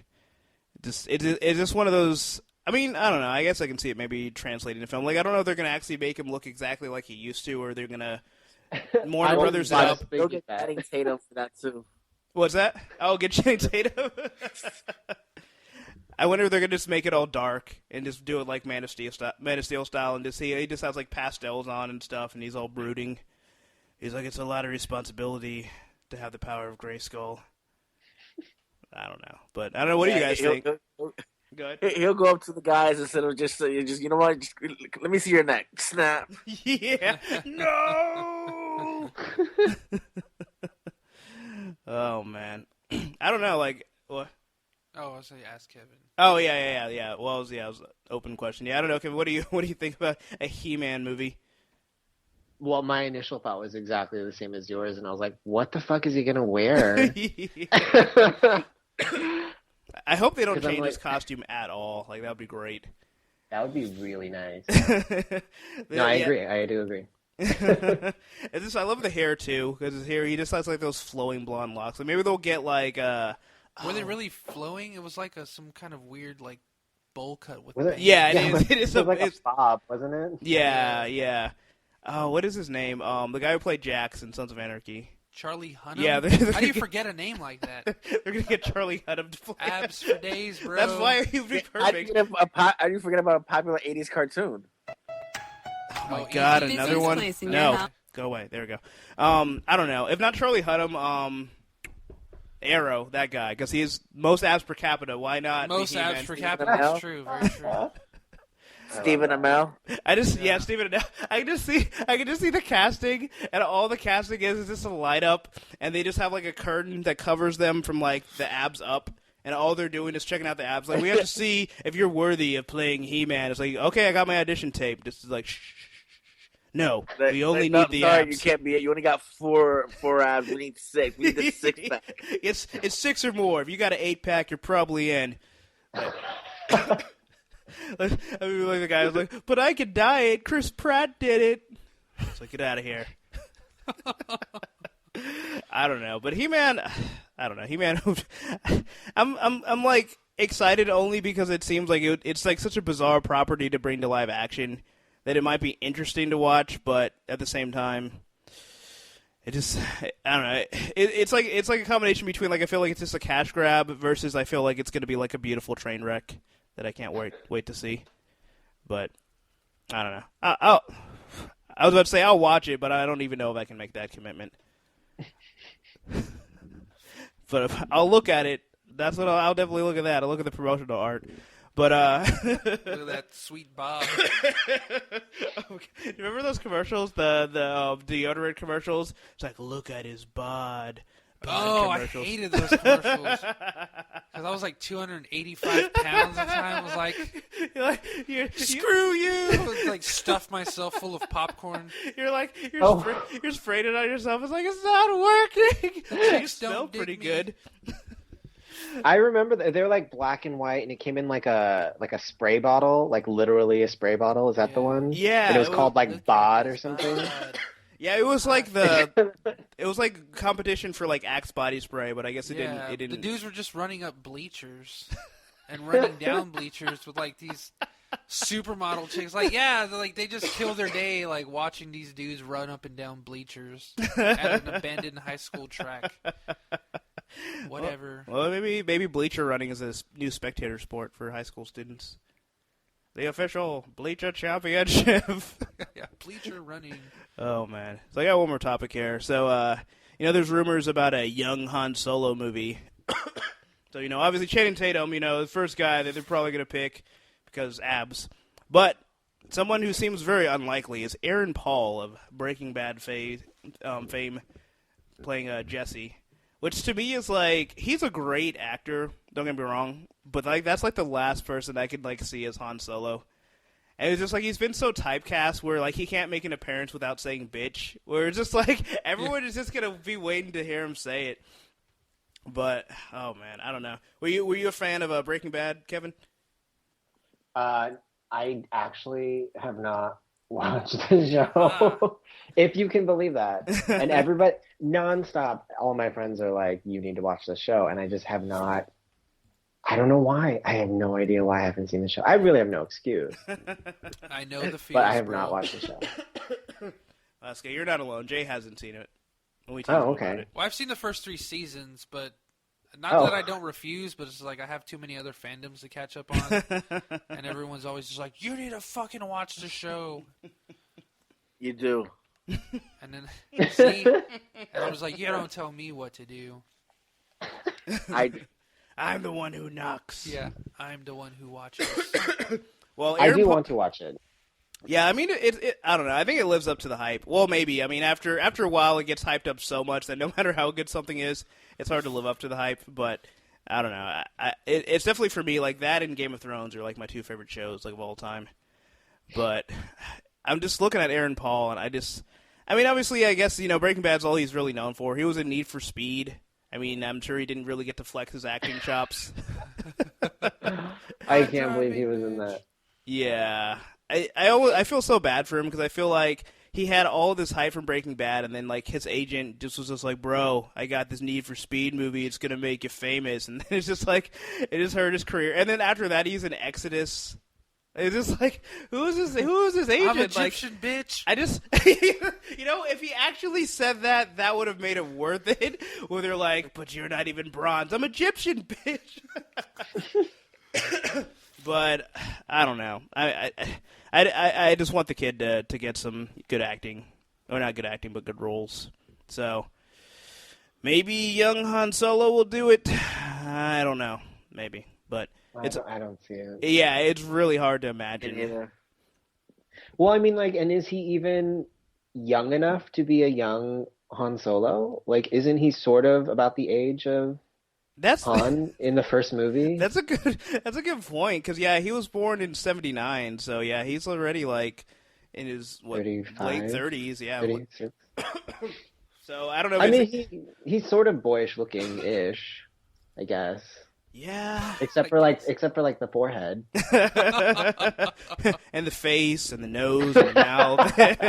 And his face, but other than that, he's boyish. Maybe he's just gonna wear a mask. He's gonna wear a Han Solo mask the whole time.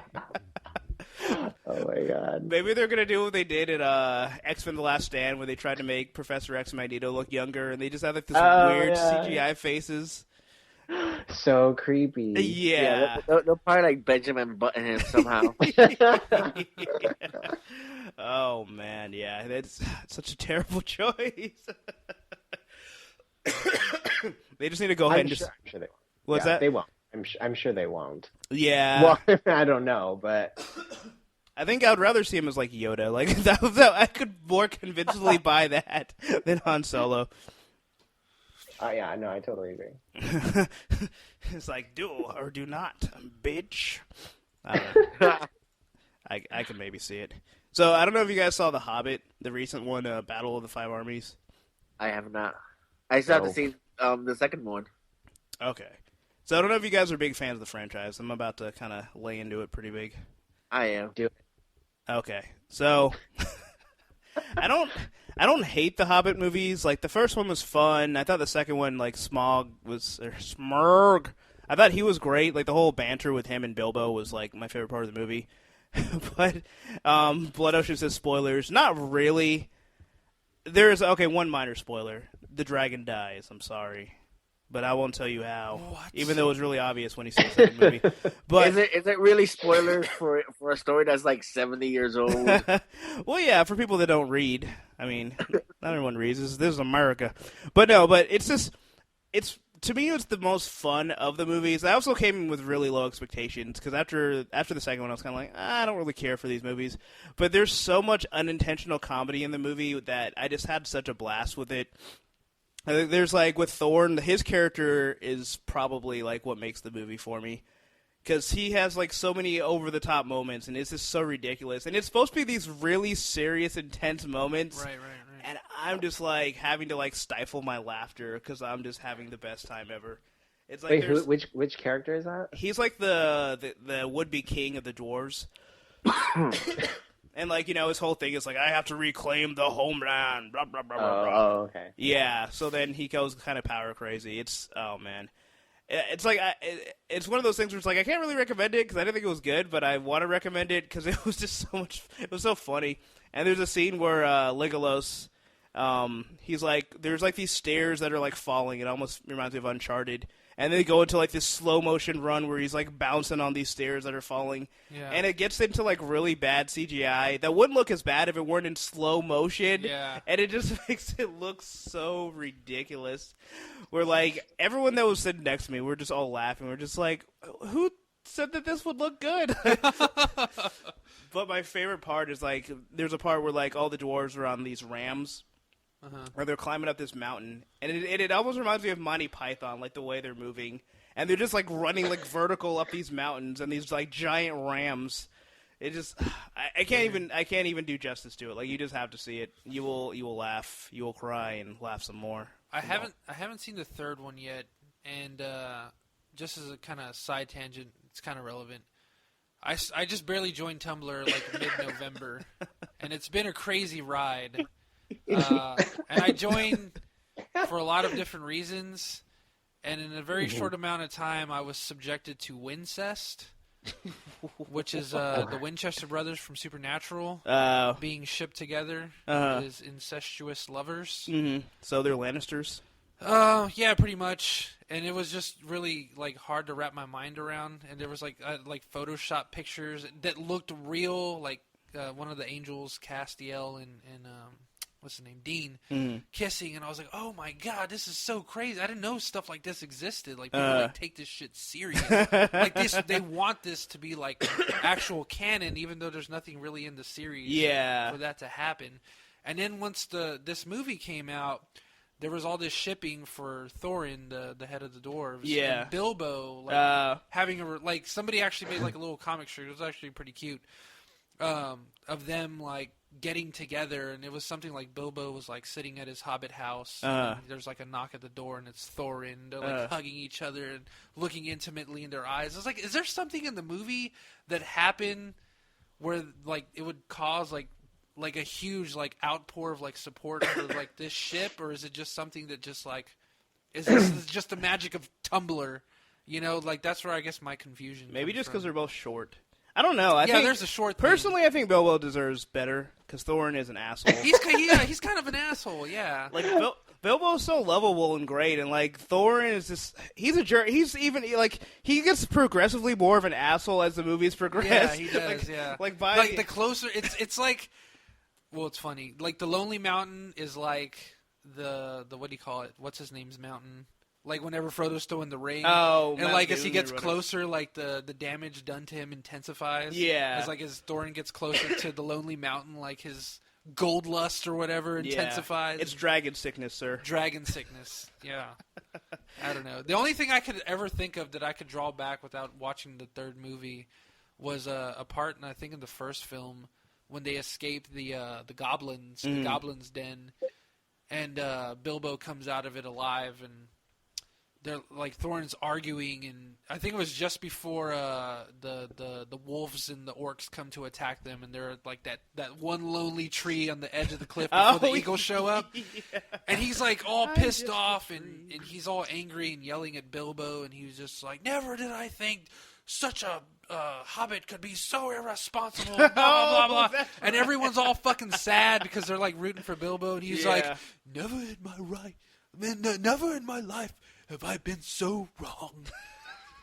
And then everyone's just like has these like really happy smiles, and the music sets in, and then the feels like pour into your heart, and you're like, oh, like that's the only time I could think that like maybe that would be like a spark for a relationship. Yeah, I was about to say maybe that's when the magic happened. Yeah, that's the only thing I could think of that would like cause this like outpour of support for like this ship on Tumblr. But like again, I'm very new to Tumblr, so I don't know if things just happen randomly in like these weird spurts where like people just want this stuff, or if there's like an established like continuity from.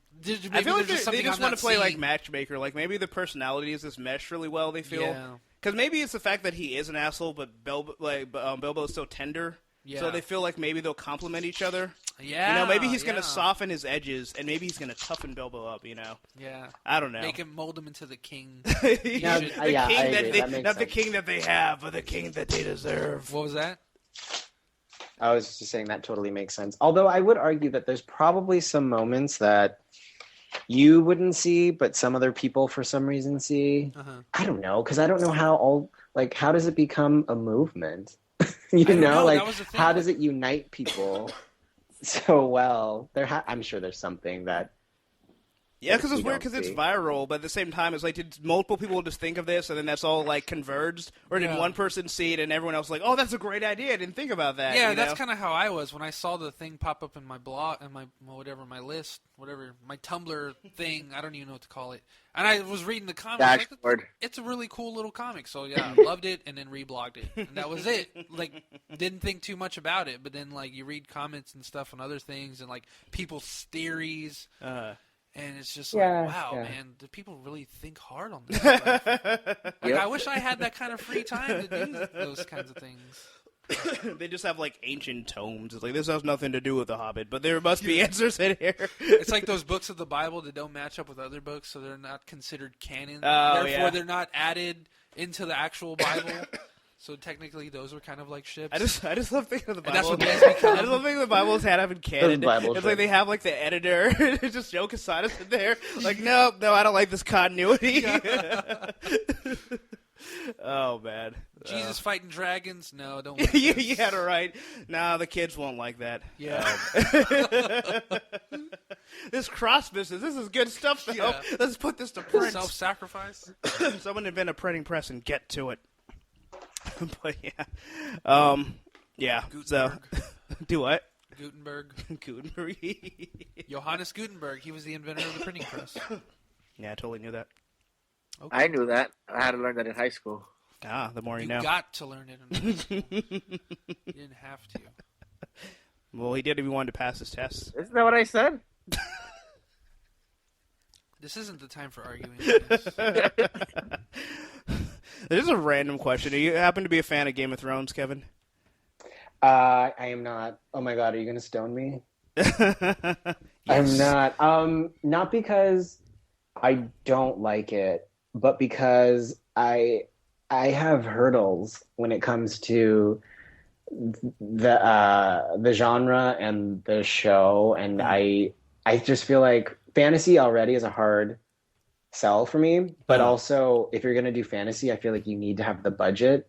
Oh, yeah. And so I haven't, and I've heard like as the show got more popular, it got more money and everything looked better, and that sounds great, but I haven't been able to get past like episode 5 because I just can't buy it, if you know what I mean. Like the rest of the show, the seasons look so great, and I can't get into it for the life of me. Yeah, there are some scenes where, like, the CGI really shows itself. Yeah. And, like, because they start off with, like, for the direwolves, they start off with, like, real, like, dogs or huskies or whatever. And there's one scene where they have this CGI wolf, and it looks so bad. Especially when there's, like, actual wolf dogs that exist that are that big. It's like, why didn't... I mean, I think it would have been better to just, like, green screen it or something, like, actually film the dog doing whatever they had him do. It's like, why have this monstrosity of CGI? Yeah, I don't know. It really had... The question has no relevance other than I was like, well, I kind of want to talk about Game of Thrones for no reason. We can totally talk about Game of Thrones. I have so many friends who love that show, and they're always like, you should draw Game of Thrones. Like, you should do some work, and that's going to, like everybody's going to love that. And I always have so much trouble doing fan art for shows that I don't watch, that at least I haven't watched, but I would like to also be into, because I feel like such a fraud. I feel like I'm just like exploiting what's hot, you know? Yeah. And so I haven't done anything because I'm like, well, I don't really know the show. But it sounds like a great show. Yeah, I mean, it's one of those things. It does kind of have, like, I don't know how to phrase it, but it's hard to get into because there's so many characters thrown at you at the first time. Like, when I first watched it, I literally got characters confused all the time. Like, it wasn't until the rewatch from like, oh, now I get what's actually going on. But, yeah, so actually that actually makes me think of a question. Like, when you get commissions, like, do you frequently get stuff where they're characters that you're not initially into or familiar with? All the time.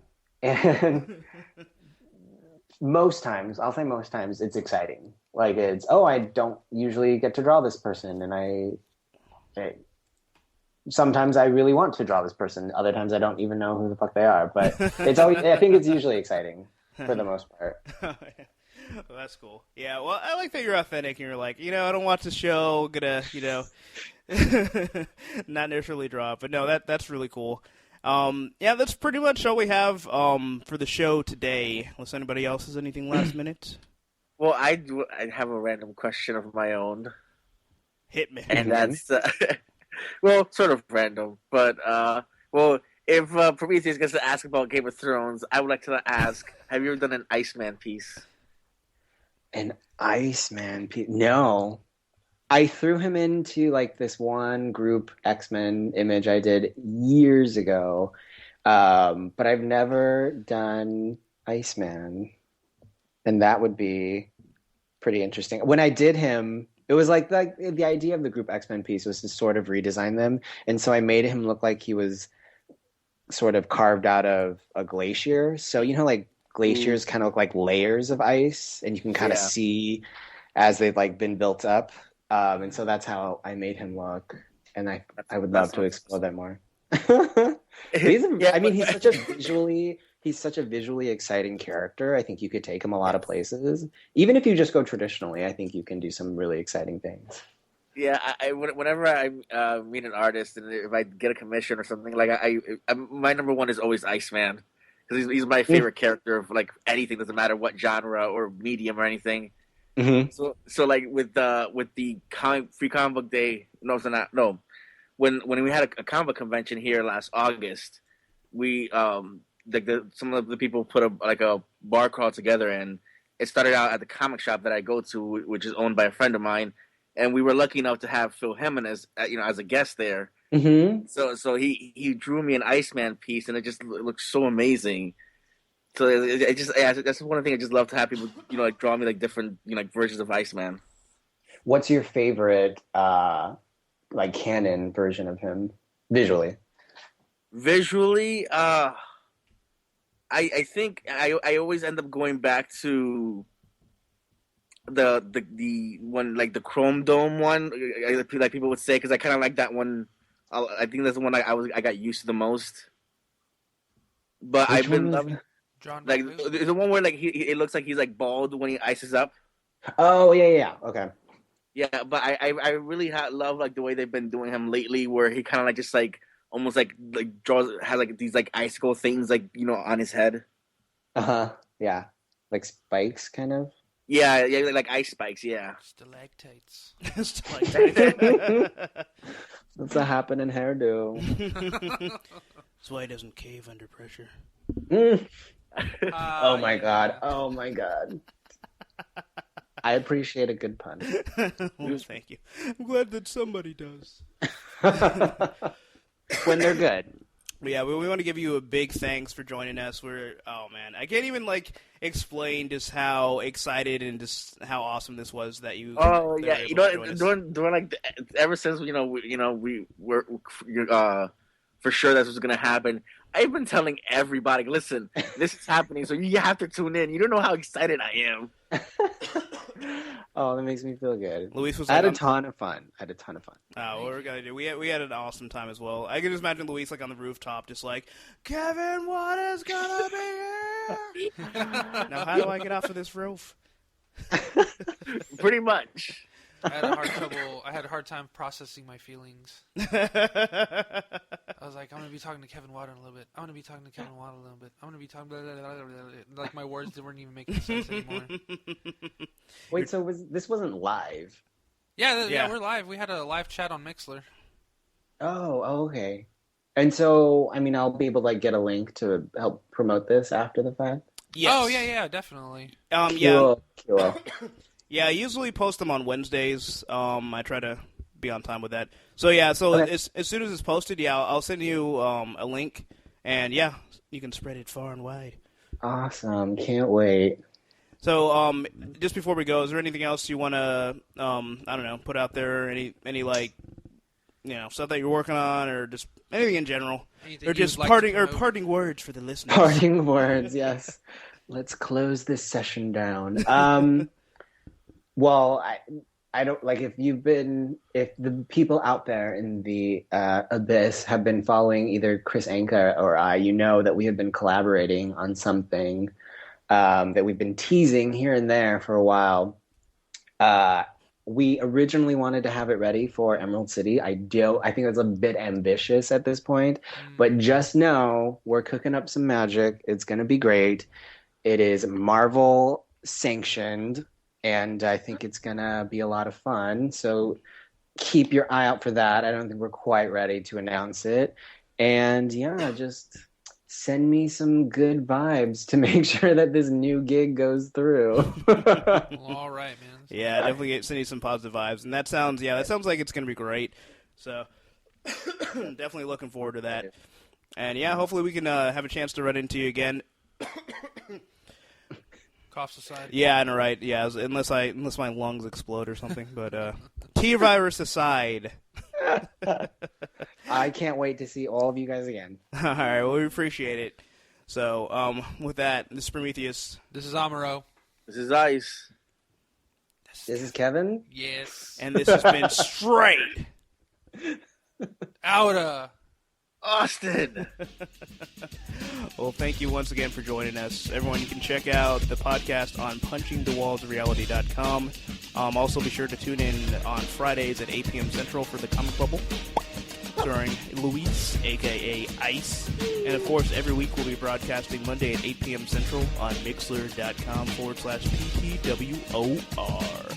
Oh, and shout-outs to everyone in the chat that listened. Geek Snob, Blood Ocean 07. Ingredients, Red 321, Melanie, and Courtney. And Casey. And Casey was there Hey, for a little Casey. bit. We had a couple other people. Owl and Frog. Oh, yeah, Alan Frog. Owl, Fish, and Frog, something like that, yeah. Owl, Fish, and Frog. And shout-outs to all the websites that keep playing their annoying ads. Thank you, guys. You're gems. Yeah. Or you're welcome, guys. yeah. Thanks, Yeah. Obama. Exactly. All right. Well, as always, good night. God. Good fight. There's gotta be a better one to do. Peace. Sign off. Just sign off.